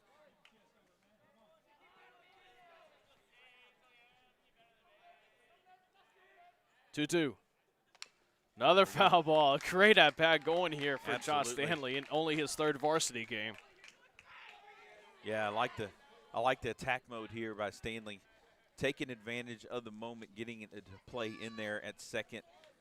Yeah, Nieto's getting his running workouts in. He has to go after every foul ball, it looks like. 2-2.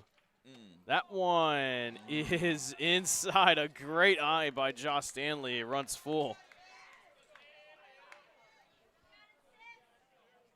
Yeah, no outs here. Got it. If it's a pitch that he can handle, he definitely wants to drive it.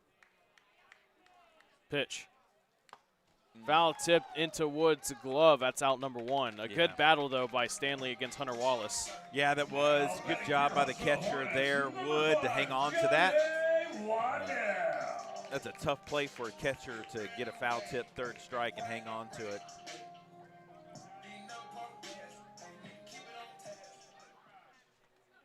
Johnny Waddell now steps in. He singled to right field his last time up. Pitch.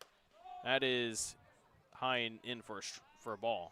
About to say strike. I thought he was about to do the motion.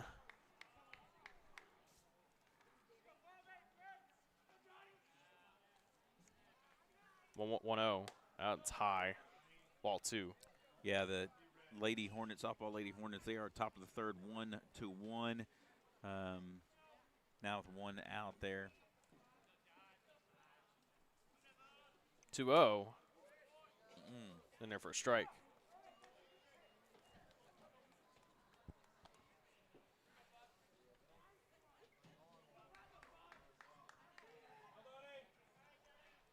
Two 1.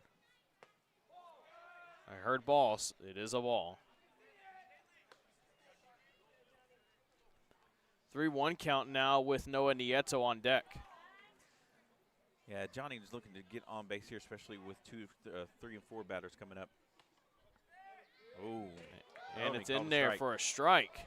And that's sometimes what the delay calls can do. You can think it's a ball, but it's a strike at the end of the day.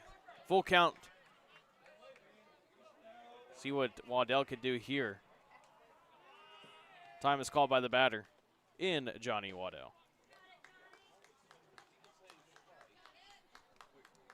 Wallace is currently at 76 pitches.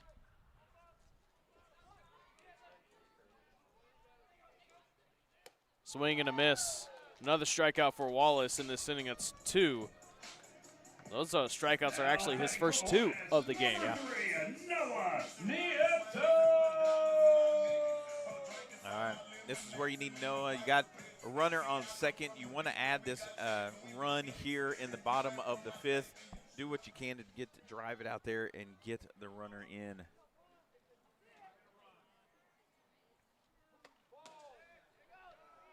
I think you heard it from the crowd, Mike. That is a ball. He is very vocal. I will give him that.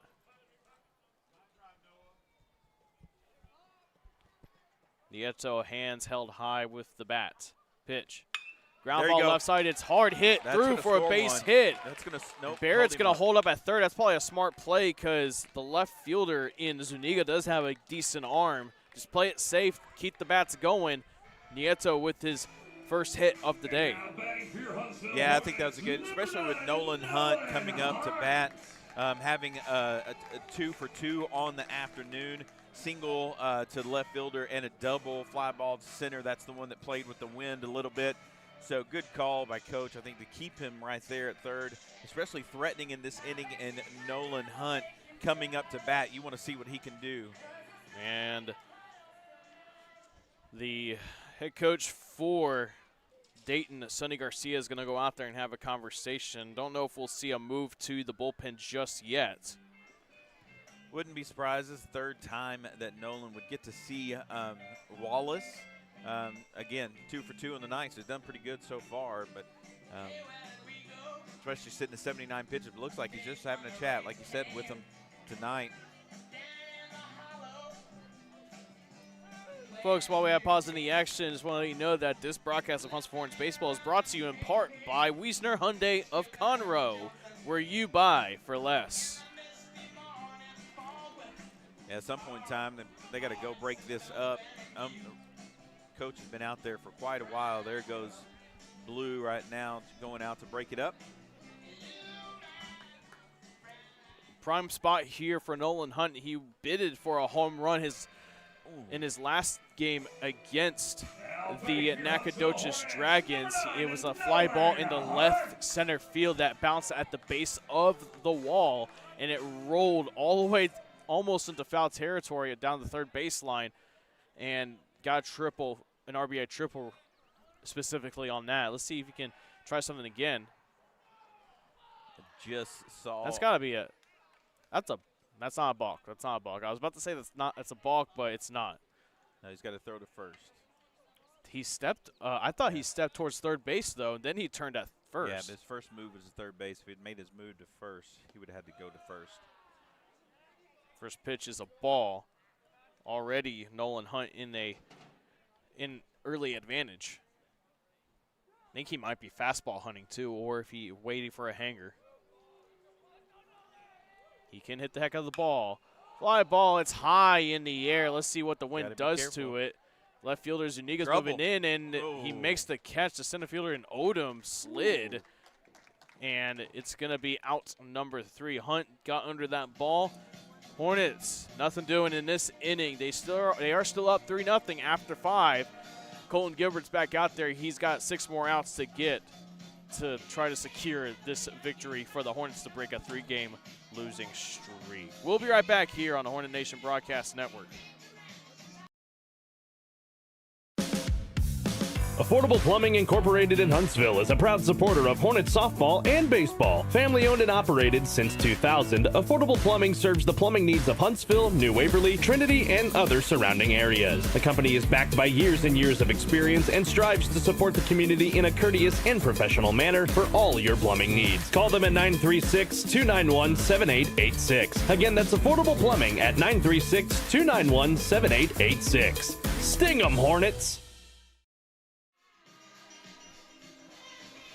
Back here on the Hornet Nation Broadcast Network, powered by KSAM Sports. Collin Neill alongside BJ McMichael. Gilbert's back out there, BJ. What do you think? I mean, it would be very big, honestly, in my own personal opinion, if he can go out there and throw potentially a complete game. Yeah, I think that's the goal right now. I don't see anyone warming up in the bullpen, and unless a position player is going to come in and throw.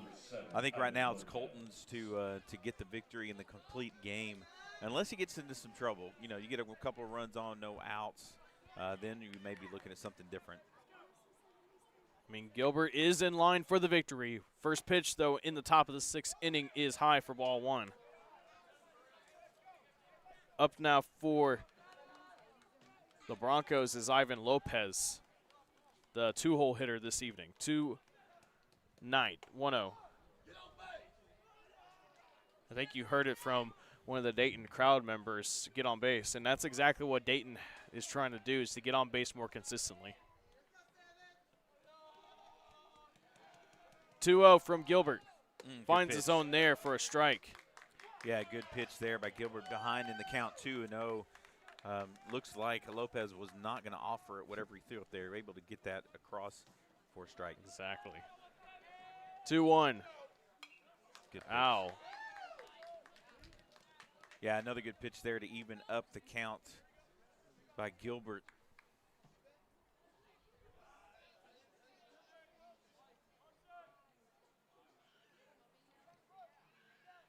Gilbert goes. Oh, good.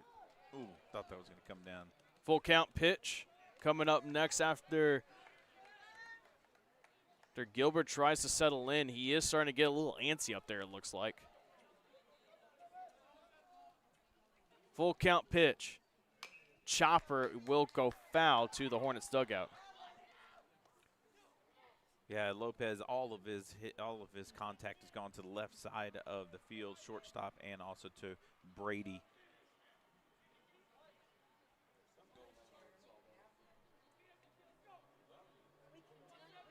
Gilbert goes high and in for ball 4, a leadoff walk for Ivan Lopez, and now sends Sebastian Avilo up with nobody out.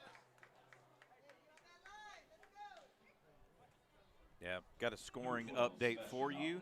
Hornets just took the lead 2-1. Lady Hornets softball just took the lead 2-1 in the bottom of the third.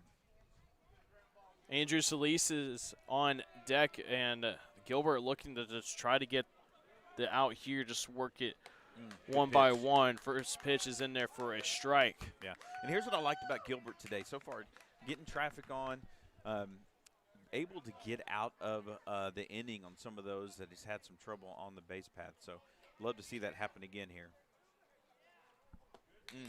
Another pitch, and that pitch is in there for a ball.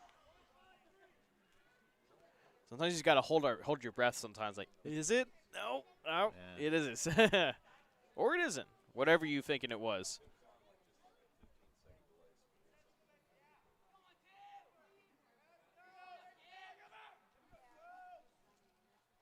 Stretch pitch is in there for a strike.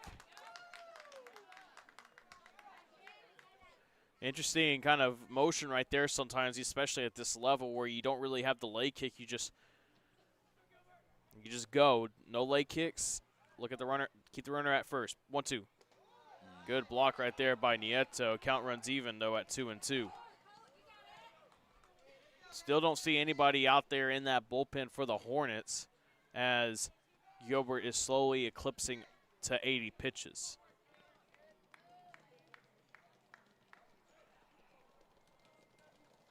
Two. Grounder foul down the first baseline. We'll do it again. Yeah, you got to be careful here with Avila. Again, he's gone up, grounded out to shortstop. One time grounded out to Gilbert, the other time, so up the middle is where he looks like he likes to hit it. Pitch. Ground ball hard to Stanley on the second for one. On go. the first. Got it. Double play. 4-6-3. Counted in the scorebook. Yes, way to get that double play. Good turn there by Stanley, getting it over to Langley. Langley over to Brian Parker Jr. to get the runner Lopez at Avila at first for 2 outs, exactly the way you drew it up.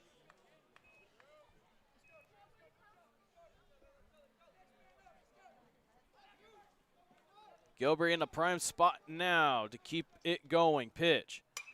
Fly ball into right field. That's Woods is going trouble. back, and he won't be able to make the catch. It one hops the wall. Woods getting it in quickly. Stanley fumbles it. Has to get to it quickly before Avila had any bad intentions. It's a double with 2 outs for Avila. When it was really carrying that one as well. That's 2 that we've seen today. 1 for each team. Number 3, Anthony Zuniga. Yeah, he just drove that out there. Carson looking over his shoulder, just out of reach for his glove.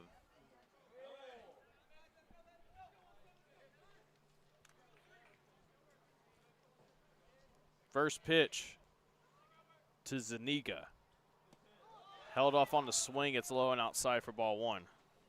Yeah, some of these hits by the Broncos, it's only 5-4 advantage Hornets. They just haven't been able to string them together with some runners on the base path. They've gotten some hits, but not able to get any scored.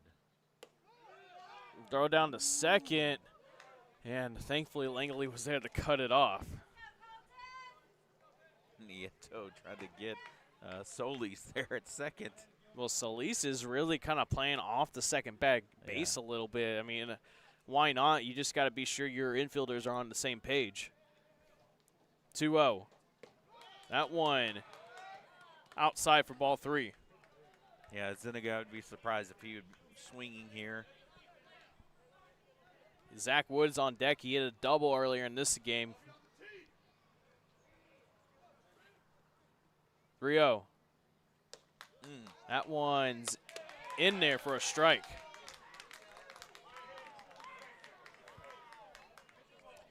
Yeah, not surprised he wasn't swinging on that one. He may even be not swinging on this one. I would throw another fastball right here if I'm Gilbert. He does, but it bounces in the turf for ball 4. And associate head coach Cole Bohannon is going to go out there and have a conversation with Colton Gilbert. Yeah, probably going to have a chat with him. Be careful with Zach Wood right here. He's got a double on a fly ball to left center. Pretty well struck out there to left field. That was actually I believe the ground rule double that was glad that it stayed in the park. So probably having a conversation with him, making sure, hey, it's 2 outs. You got 2 runners on, but all you need is the out. Anywhere third, second, first, strikeout. That's all you need to get out of this inning.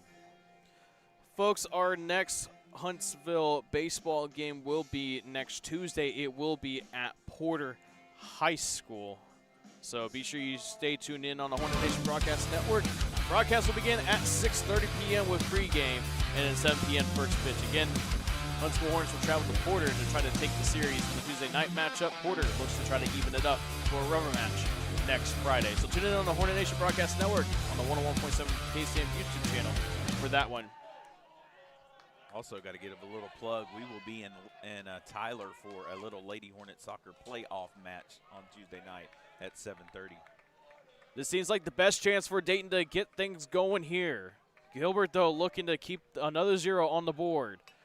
In a half-hearted swing, it will roll foul. Good start, 0-1. So I'll be watching you again from Tyler as we take on Porter.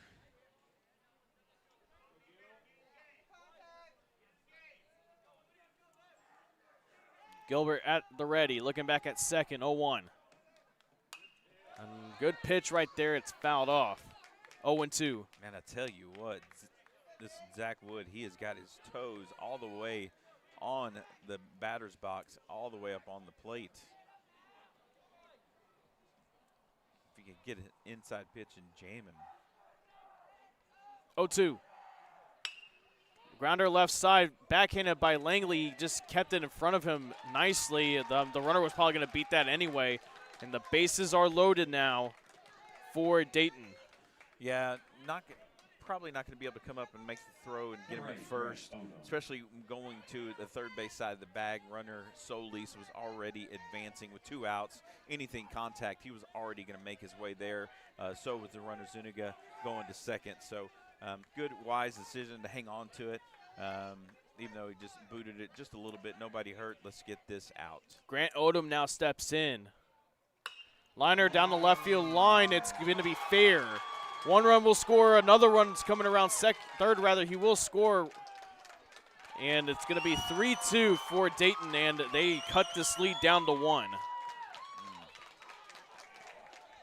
Yeah, tough pitch there for Colton. 1 out away from getting out of this inning. Gave up a 2-run double. I mean, looks like Gilbert is going to stay out there. Like you said, BJ, this might be his game to finish, or at least this inning. At this point in time, probably his inning. Wallace at the plate. He tried to check his swing, but he did go around. Count goes to 0-1. Just got to focus up here. I mean, Dayton was due for a couple of runs, but now you just got to keep it where it is and then hope that the offense can get some insurance in the bottom of the 6th. Curve is high for ball 1. Yeah, and you got coming to life here, the visiting team, Broncos in the dugout, trying to get their team to get 1 more across. I mean, the Hornets really need this win, BJ, just to try to get the monkey off their back. Time is called by the batter in Hunter Wallace. So far, Wallace has grounded out twice to shortstop, so being aware of your infield, your short, and your second, being ready to field it and get that out at second. Runners on second and third with 2 outs. Good pitch in there for a strike, 1-2. Colton Gilbert's now 1 strike away, from getting out of this. Yeah, I'm still seeing Wallace backing out of the plate just about every time the pitch comes. So soft contact, if it's going to be contact anywhere, it's probably going to be soft contact.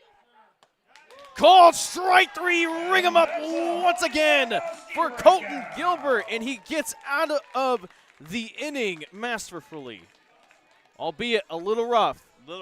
Got 2 runs in, but it will take that out and taking it to the bottom of the 6th inning with a 1-run lead. But like you said, let's get some insurance runs. I still like the body language, especially when we get some more runs across. We have played 5.5 here in Huntsville, Texas. We got a new pitcher on the mound for Dayton as well. We'll tell you more about it when we come back here on the Hornet Nation Broadcast Network, powered by KSAM Sports.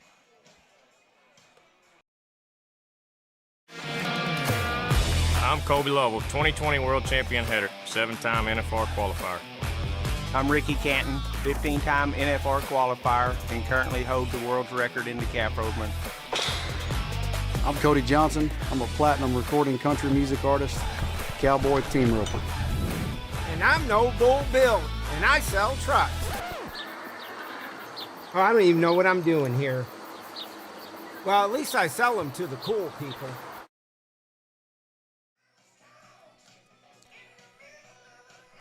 Welcome back to the Hornet Nation Broadcast Network, powered by KSAM Sports. Now on the mound for the Dayton Broncos is going to be number 10, the right-handed pitcher, Carson Abshire.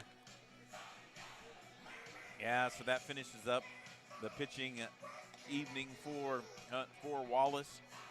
He finishes with 81 total pitches, 32 of those strikes, or 49 of those strikes, 32 balls, 5 hits, 3 earned runs, 3 walks, 2 strikeouts, 1 hit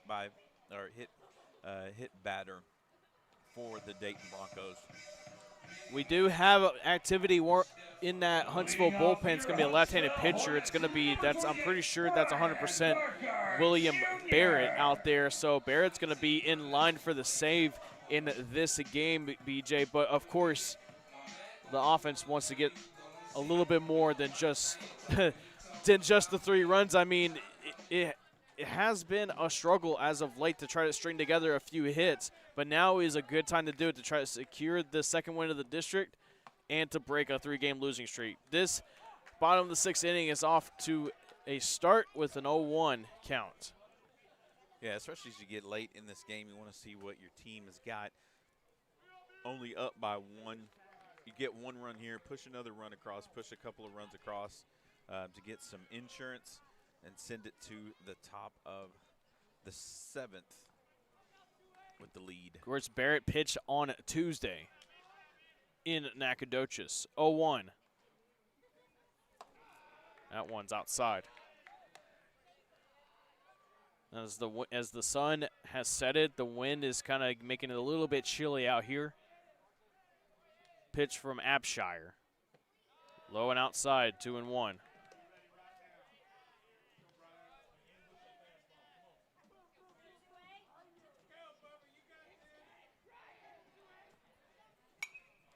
We go foul. And that's Chris Batten Agency foul ball.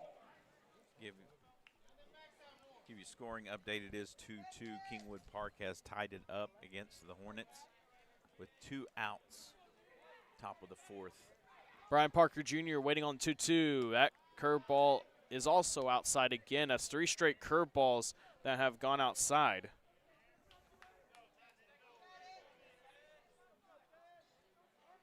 Pitch. Hard ground ball to the right side, fielded at second base by Hector. Oh. It's a wild throw. Did he stay on the bag? He did, says the first base umpire. Wow. And head coach Justin Jennings is making that slow walk all the way to home plate to have a conversation. He's going to go over and have a talk. Wanting to maybe appeal it to home. Don't think the home umpire is going to override him, though. I mean, assistant head coach Cole Bohannon had a good look over there as well, and he was saying that the batter was off of first base, and but unfortunately it's not going to change. But still got 2 outs to go here in this bottom of the 6th. Carson Woods swings and misses at the first pitch. Yeah, time for Carson to do something here. Walked his last at bat, flied out to left fielder. Looking to get a hit. 0-1 in the turf for ball 1. You know, he 1 out. Getting on for Gilbert and Brady and Barrett. You can kind of see the left fielder in Zuniga kind of playing a little close to the left field line. And in right field, as that pitch was outside for ball 2, you have Rodriguez, who's playing. Maybe it's my perception of it, but he is playing deep in right field. And that pitch is in there for a strike. Count evens up. And you got the center fielder, Odom, kind of just playing normally. I mean, if I'm not right fielder Rodriguez, I'm playing shallow just in case Woods goes the other way. 2-2. Swing and a miss. A good curveball right there. 2 away. Yeah, pulled his head out just a little bit. Pulled the string on it. Did Abshire.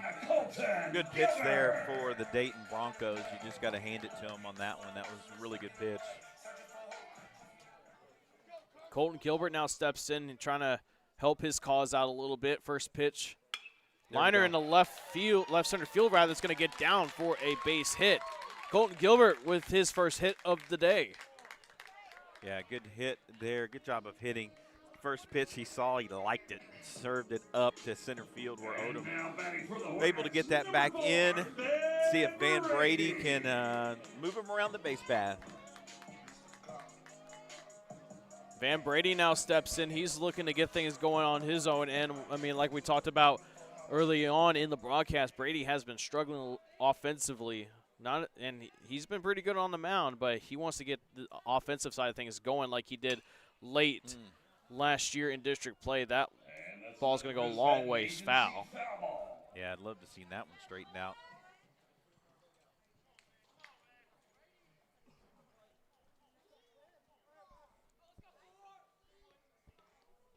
Oh, 1. Curve is high for ball 1.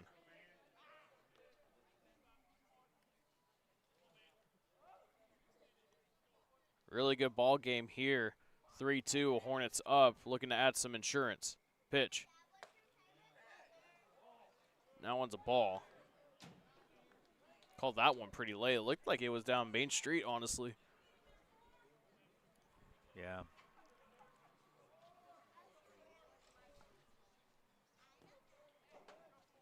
Abshire, 2-1. Outside, pick down to first is not even close. 3-1. You do have William Barrett on deck, and he was down in that bullpen warming up. So he'll potentially have a shot here depending on what happens here with Brady. 3-1. Way high for ball 4. Runners now at first and second. Yeah, opportunity here for Barrett to give himself some insurance runs. He's going to come in and close this game out. No better time than right now to add some more to that 1-run lead for the Hornets. Help yourself out just a little bit. And he did single his last time up. Yeah, hit a really good shot to right field. First pitch to Barrett is a ball inside. Yeah, scoring update. Cape Park just went ahead 3-2 against the Hornets and the Lady Hornets softball. I believe bottom of the 4th. As the clock is at 7:43 p.m. in Huntsville, Texas. 1-0. Sounded good, and it was good for a strike. Sometimes when when the ball collides with the mitt like that, and this sounds like a gunshot, that's usually sounds like usually going to be a strike, because that's where the catcher rather wanted it from the pitcher. That one is a ball. That was a good pitch right there. It might have been a little high, maybe. Maybe a little bit outside. Yeah. As a Hornet fan, we'll take it. Exactly. That was a good pitch. Batters count here. Hitters count, rather. 2-1. High for ball 3. Another 3-1 count for a Hornet hitter in this inning. On deck is the leadoff hitter in Josh Stanley.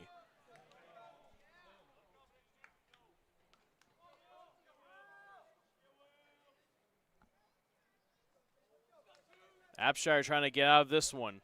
3-1 pitch. And that one's in there for a strike. Barrett thought that was a ball, but Yeah, that's the only thing. I hope the umpire doesn't feel like he's getting shown up. He has a delayed strike call, and it's kind of unfair for the hitters up there, especially if it's a 3-1, 3-2 count, thinking you may have a walk. They're not trying to show the umpire up. They just think it's a ball. Runners on the go. 3-2 pitch swung on and missed, and Abshire able to get out of it to still keep it a one-run ball game. We now head to the bottom of the 7th inning. The Hornets looking to close this one out. William Barrett will go out there to try and get the save here on the Hornet Nation Broadcast Network, powered by KSAM Sports. Well, I don't know. We'll see what happens here. Chris Patton Agency, Community Service Credit Union, Affordable Plumbing, Double Dave's Pizza Works, Dealer Solutions. Why are people driving from all over Texas to Weisner Hyundai to get a real deal? And Weisner has been putting those deals together for Texans for 50 years, including the Hyundai Shoppers Assurance Plan and America's Best Warranty, 10 years, 100,000 miles. Elantras, Sonatas, Santa Fe's, Tucson, Palisades, and more. All in new sparkling facilities. So make the drive to Conroe today and buy for less. 8 minutes from the Woodlands, exit 87B, Wilson Road in Conroe, or WeisnerHyundai.com. Your next vehicle is here. Back here on the Hornet Nation Broadcast Network, powered by KSAM Sports. And, well, look who is back out there, BJ. It's Colton Gilbert. Yeah, Colton Gilbert, I guess this is his to try to complete, try to finish. Hopefully that that top of the 6th inning was the only place where he's going to struggle. 1, 2, 3 outs is what we're looking for right here. Also some fielding changes for the Hornets. Austin Taylor's now in left field, and William Barrett will go to right field in place of Carson Woods. Everything else is the same. Gilbert in a very big spot here. He was not expected to pitch this Friday until some circumstances happened on Tuesday that put him in the slot to start here tonight. Can he close it out here? We begin things here in the top of the 7th inning. First pitch is a ground ball left side that will go foul. It's actually a new hitter out there for the Dayton Broncos. It's going to be Manny Castillo. Yeah, Castillo coming off the bench to try to get a base runner for the Broncos. 0-1 count. Curve in there for a strike. That was beautiful. No, they're going to say it's a ball.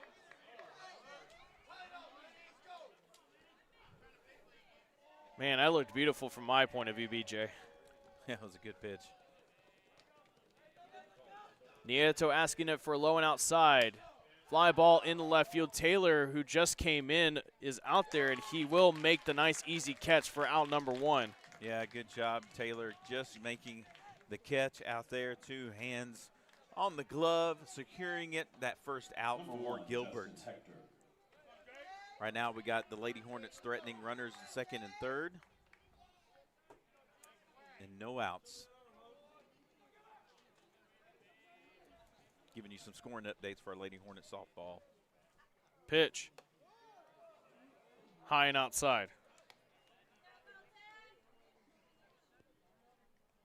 And, I mean, the Barrett did pitch on Tuesday, so you probably didn't want to go with him. He probably was still a little tired, and he has been playing in the field all game. 1-0 pitch is going to go foul. Man, I'm glad he did not keep that one. Yeah, he went very early on that pitch. Whew. He was looking to get the run right here back right now.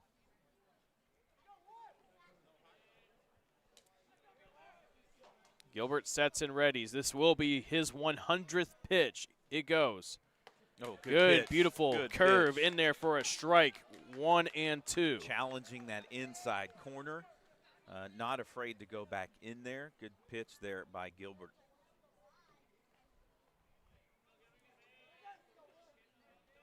One, 2. Way outside. And it's just going to be big if the Hornets can close this one out. I mean, you were down arguably your best player. You're on a 3-game losing streak. You have a monkey on your back right now. You have a great opportunity here to get back on the right track. Curveball is way high and in for ball 3, full count. Yeah, you don't want to give any life here by getting a runner on the base path. But you also don't want to give up a double or a single or anything to get – you don't want to give up a double for sure. That's Ivan Lopez that's on deck. Justin Hector swings at that pitch, and it's fouled off. We'll do it again at full. Yeah, I think he even went off Nieto, too. Went off his mask or shoulder or chest protector.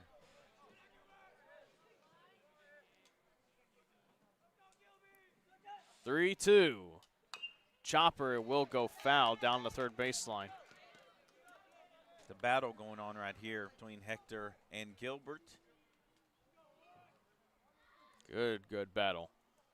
Wind blowing from left to right field and right center field where the flags are blowing. Full count pitch once again.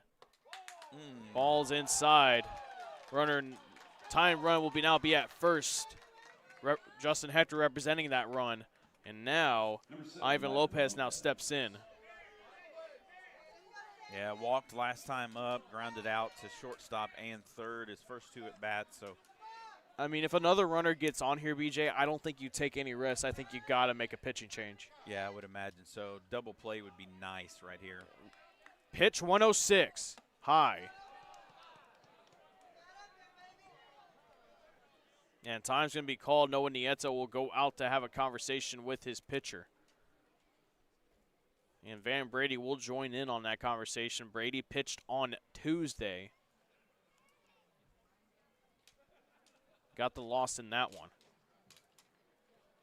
But he's been playing a pretty decent third base tonight, and he's been putting better swings on the ball. That's going to be big down the line, especially on Tuesdays. Yeah, it will. You just want anything to give confidence to that young man. He's done such a great job pitching so far this year. You want the other things to come around for him, too. Right now, Gilbert's just got to get this batter. 1-0. That one is high and in.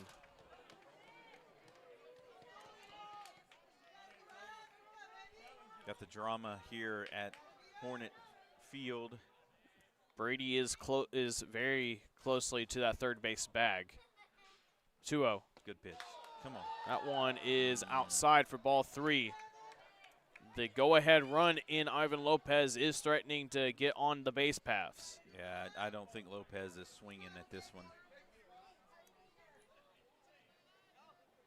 3-0. Did not swing, but it is a strike. Yep. I wouldn't be surprised if he didn't swing again. I think head coach Sonny Garcia at third base gave him the same sign. Let's see what he does here, though. Hopefully I'm not wrong. 109, 110 pitch is outside for a ball. Yeah, being over 100 pitches, I would imagine he'd had the red light right there. Yeah, and head coach Justin Jennings is going out there to talk to Colin Gilbert, and he does make the point out to William Barrett in center field. We'll have a pitching change. William Barrett will be coming in with runners on first and second with just the one out. A 3-2 ball game. The Hornets trying to break this 3-game losing streak. We'll be right back here on the Hornet Nation Broadcast Network, powered by KSAM Sports. Hey folks, Clint Mack here with Wiesner Chevrolet in Huntsville. If you've been looking for a great deal, don't look any further than Wiesner Chevy in Huntsville. Come get a crew cab $1,500 truck and take up to $10,000 off the MSRP. We have Chevy Trax as low as $20,995. Do you want to go all electric? We have the all-new Bolt EV, Bolt EUV, and the Chevy Blazer. Do you need a heavy-duty truck? We've got 3/4 tons and 1 tons in stock ready for you to take home now. Some restrictions may apply, so hurry to Wiesner Chevy in Huntsville and take advantage of these great deals and great inventory, or visit us online at WiesnerHuntsville.com. Got bases loaded. Affordable Plumbing Incorporated in Huntsville is a proud supporter of Hornet softball and baseball. Family owned and operated since 2000, Affordable Plumbing serves the plumbing needs of Huntsville, New Waverly, Trinity, and other surrounding areas. The company is backed by years and years of experience and strives to support the community in a courteous and professional manner for all your plumbing needs. Call them at 936-291-7886. Again, that's Affordable Plumbing at 936-291-7886. Sting 'em, Hornets! Back here on the Hornet Nation broadcast network, powered by KSAM Sports. Now on the mound for the Huntsville Hornets, looking to try to close this one out and get the save, will be the left-handed pitcher coming in from right field, number 22, William Barrett. Yeah, also coming into right field is Christian Winston to take Barrett's place out there in right field. Colton still responsible for 2 of these runners on the base path, so we'll close his line up here in a moment. I hope it's with a win. Sebastian Avila now steps in for the Dayton Broncos. Runners are on first and second with just the one out. Barrett working from the third base side of the rubber. First pitch from him in this inning is in there for a strike. A good frame job right there by Noah Nieto. A good start, 0-1. Do got a scoring update for you. Grand slam just hit by our Lady Hornet softball team in the bottom of the 4th to put that at 6-3 lead. Barrett still working from the third base side of the rubber. Next pitch is high for ball 1. Again, runners on first and second, just the one out. Hornets are in the lead 3-2. Barrett was warming up earlier. They tried to let Gilbert go out there hopefully to try to close it out, but it didn't work out after he got 2 runners on. Barrett looking back at second, 1-1. Same spot as the first pitch, same result, 1-2. I think we're flipping a coin up here. Take the strike. Waddell playing more to his left, trying to play with the wind, and Barrett will step off. You can see where Waddell is out in right, kind of more in right center field against this left-handed hitter in Avila. Taylor's playing the same basic position in left field, and we have Winston playing the normal position in right. Infielders playing in double play depth. Need a strikeout right here. 1-2. And just a bit low and outside. He wanted to go to that same spot he did in that first pitch in this pitch before this one. Count evens up at 2-2. I wonder if he goes back to that, tries to go back to that same spot again. I think Avila is trying to work a walk here. Yeah, a good pitch there by Barrett, trying to get him to chase out there. Close pitch. Of course, Barrett has not thrown a clean outing so far in this district season. He can definitely get himself on the back on the right foot here. A really good opportunity here. Pitch. Called strike 3, and Barrett gets that second out of the inning. Hornets are 1 out away. Yes, Noah Nieto set up on the outside part of the plate. Barrett threw it right where his catcher wanted it, rung him up to the second out of this 7th inning. You got Andrew Solis now. He does have some power behind that bat. Left-handed pitcher against right-handed hitter. Yeah, last time up he hit one over right field's head. Carson Woods, it was a shot, so you got to be careful. It's got some pop in his bat. So he's going to be looking to hit. Barrett looking to get the Hornets a win here. First pitch in this at-bat is in there for a strike. Good job. Hit a spot where his catcher is asking for it.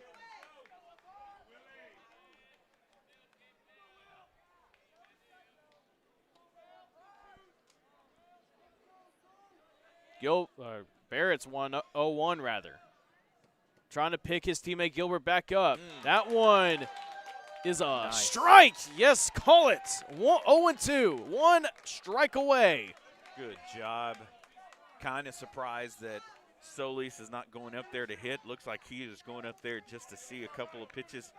0-2 count. Ahead of the count is Barrett, right where you want to be right here with 2 runners on.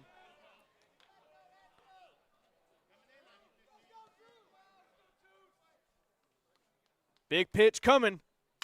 Fly ball into right center field. Waddell is going out there, so is Winston. Winston trying to call him off. Waddell makes the catch into right center field.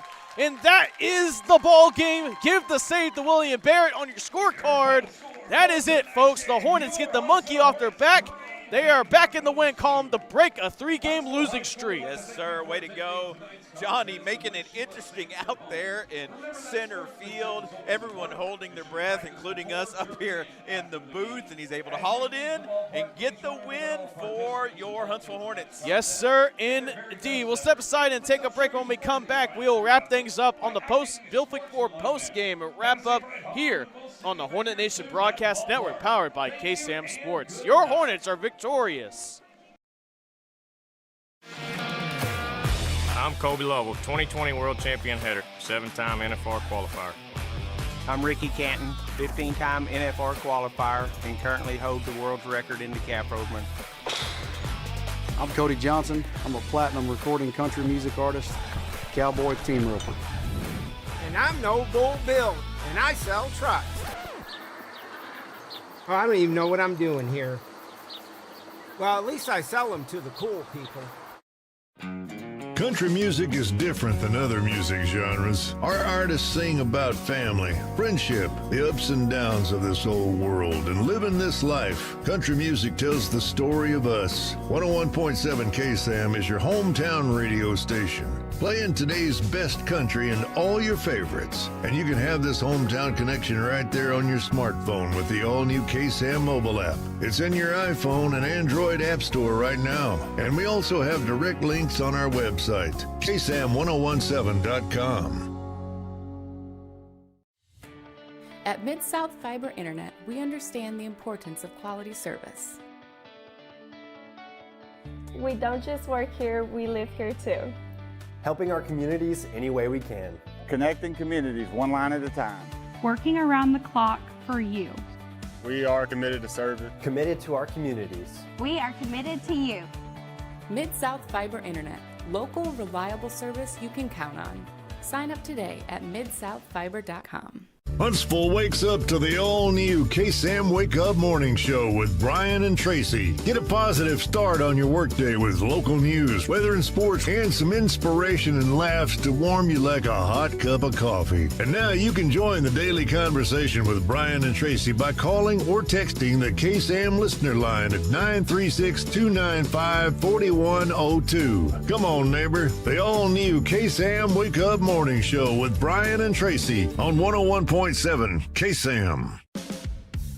Affordable Plumbing Incorporated in Huntsville is a proud supporter of Hornet softball and baseball. Family owned and operated since 2000, Affordable Plumbing serves the plumbing needs of Huntsville, New Waverly, Trinity, and other surrounding areas. The company is backed by years and years of experience and strives to support the community in a courteous and professional manner for all your plumbing needs. Call them at 936-291-7886. Again, that's Affordable Plumbing at 936-291-7886. Sting 'em, Hornets! Find us on social media on both Facebook and X at KSAM-1017. Also be sure to subscribe to the 101.7 KSAM YouTube channel so you don't miss out on anything going on with your hometown radio station. Back here on the Hornet Nation Broadcast Network, powered by KSAM Sports. Let's dive straight into the Bilfick Ford post-game wrap-up. BJ, Hornets were able to get the win 3-2. They really needed this kind of win. I mean, like I said, they were down their not just their best hitter, but also their best starter when it comes to Gage Doris. Gilbert went out there and started when he was not expected to even begin his school week on Monday morning, and then because it's a whole week like prep and process to get things going. And then for William Barrett to go out there and close things out, and Waddell making that fantastic play in right center field to make the long-running catch. I mean, his speed did a lot of the work, but he just had a good read and jump on it. And just to get back in the win column to get the monkey off their backs, BJ, I think this win is going to be a good thing for them down the line. Oh, absolutely. Nothing helps a losing streak than winning a game. And Colton Gilbert started the game and recorded 19 outs. That's 19 big outs for his team. to get them in a position where they can win this game. Nolan Hunt, man, I tell you, he's coming up big in positions where we need a base hit, led off things in Nacogdoches, but also here getting on the board, getting us on the board with one run, especially after we had one run taken off the board because there was a peel at third and leaving the base early. Nolan settled down and still drove the run in from second for your Hornets to take that early lead. And Nieto followed up with a sacrifice fly. Gilbert gets the win, gave up 6 hits, 2 runs, over 6 1/3 innings, striking out 6 and walking 4. And, of course, Wallace for the Broncos gets the loss, and William Barrett gets the save. All in all, good plays. We even had a double play in there. Defense played well. They played solid all-around game. Hornets ought to feel good about this one. Yeah, and Noah Nieto having some good swings at the plate for the Hornets as well. And, BJ, let's go ahead real quick. Your play of the game presented by Bill Fick-Ford. I am going to say it was that catch in right center field for Johnny Waddell. I mean, we both held our breaths. I didn't switch the camera in time to get the some part of the catch, but I mean, you can tell on this new wide view now that we have. Thank you to the folks, Jonathan Reed, especially at Huntsville High School. Just like you can go back and watch, BJ, where Johnny Waddell started, which was a little bit around the right side of the edge, and I pointed out how he was playing a little bit right center, fading to his left side from his perspective. And good thing he did, because if he wasn't, maybe his speed would have helped him out. But if that wasn't the case, where he shifted out in the outfield, that catch isn't made, and we're probably still playing baseball with Dayton in the lead at the bottom of the 7th. Yeah. Not only was it the play of the game, it was also the most interesting play of the game. Man, he covered some ground to get to it, made it. But, hey, you made the play. That's the thing. You're put in a position, and, Gilbert was put in a position over and over again where he got out on the other side of trouble and traffic on the bases. And so I just like these type of games. We lost one against against Lufkin Panthers. We lost one of these close games against Nacogdoches Dragons. So to come out on this side of this one gives you a little bit of boost as you complete 1/3 of district play. And that's a really great point there, BJ. That Lufkin game was the start of this 3-game losing skid, losing that close game, and then they lost another close game in Nacogdoches by 1 run. And them holding that 1-run lead, and for head coach Justin Jennings to just go ahead, not risk it, make the decision to go to William Barrett, who pitched earlier this week, to try to close things out. Albeit it was interesting at the end, but at the end of the day, when you look at the scorebook, when you look at the stat sheet, it is going to be a save for William Barrett, a win for Colton Gilbert, who is our player of the game, presented by Bill Fick-Ford. Again, he wasn't expecting to make the start here tonight, but BJ, for him to go out there and get that 6 1/3 innings pitched, those 19 outs, I think that more than deserves yourself the player of the game. Absolutely. I think Colton did a great job with that. And, hey, got his team to 2-3.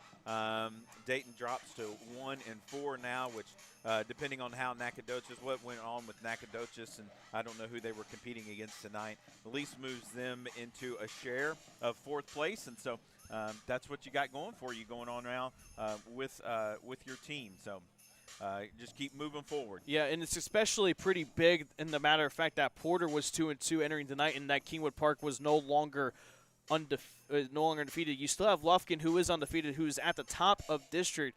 But at the end of the day, BJ, you get yourself a step closer to getting back to 500. And if they can take the series on Tuesday night against Porter to get themselves to 500, take that series against Porter. I mean, no matter what happens next Friday night, you put yourself in a much better position than you were last year. Because last year you were hovering around 500 and you gave up more games down the line than you won. So if you can just keep this up, you can keep going. And, hey, you got this win tonight without your Friday night starter / your best player, your best hitter. Yeah. You can arguably argue on that part. Yeah, you get him back, so you get Gage back for that. And, for him, tough night for him to be able to sit out for this one. But, encouraged by his team getting the win, and hopefully gets him to a place where when he comes back in to the lineup, he's ready to go. Indeed. Well, BJ, any final thoughts before we get on out of here? No, I'm glad they got the win. I'm glad it was a home game tonight. Able to be here for this one tonight. Thankful that we had a game that we were able to play. Had it been a home game at our old place, we would have been underwater too and probably not been able to get this game in. We have this big, beautiful field that the voters voted for, got it done.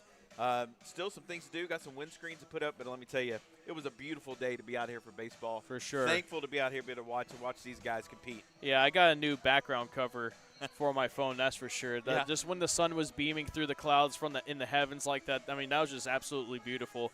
Yeah. I mean, once again, we're all thankful for this new ballpark, and hopefully, and I'm pretty sure the kids are excited about having this new ballpark, especially the ones that have been the seniors and juniors that have been here, and and JV and all of them, the coaches, head coach Justin Jennings especially. Just what a great day of baseball. A close game, but the Hornets were once again able to grab the lead. Folks, tonight's broadcast of Huntsville Hornets baseball on the Hornet Nation Broadcast Network is copyrighted for the private use of our audience. Any other use of this broadcast or any other transmission or accounts of the game without the express written consent of 101.7 KSAM and Huntsville School Athletics is strictly prohibited. For our executive producer, Jordan Smith, Carlos Zimmerman, sports director back at K-Stan, for Stacy and Christian Cortez, our cameraman. For BJ McMichael, I'm Collin Neill saying so long for now. You have been watching Huntsville Hornets baseball on the Hornet Nation Broadcast Network powered by K-Stan Sports. Tune in next week. I will be traveling down to Porter, Texas, where the Hornets look to try to get the 500 and to take the series against one of the best teams in 5A. Have a good rest of your night. God bless, and as always, Sting 'em Hornets.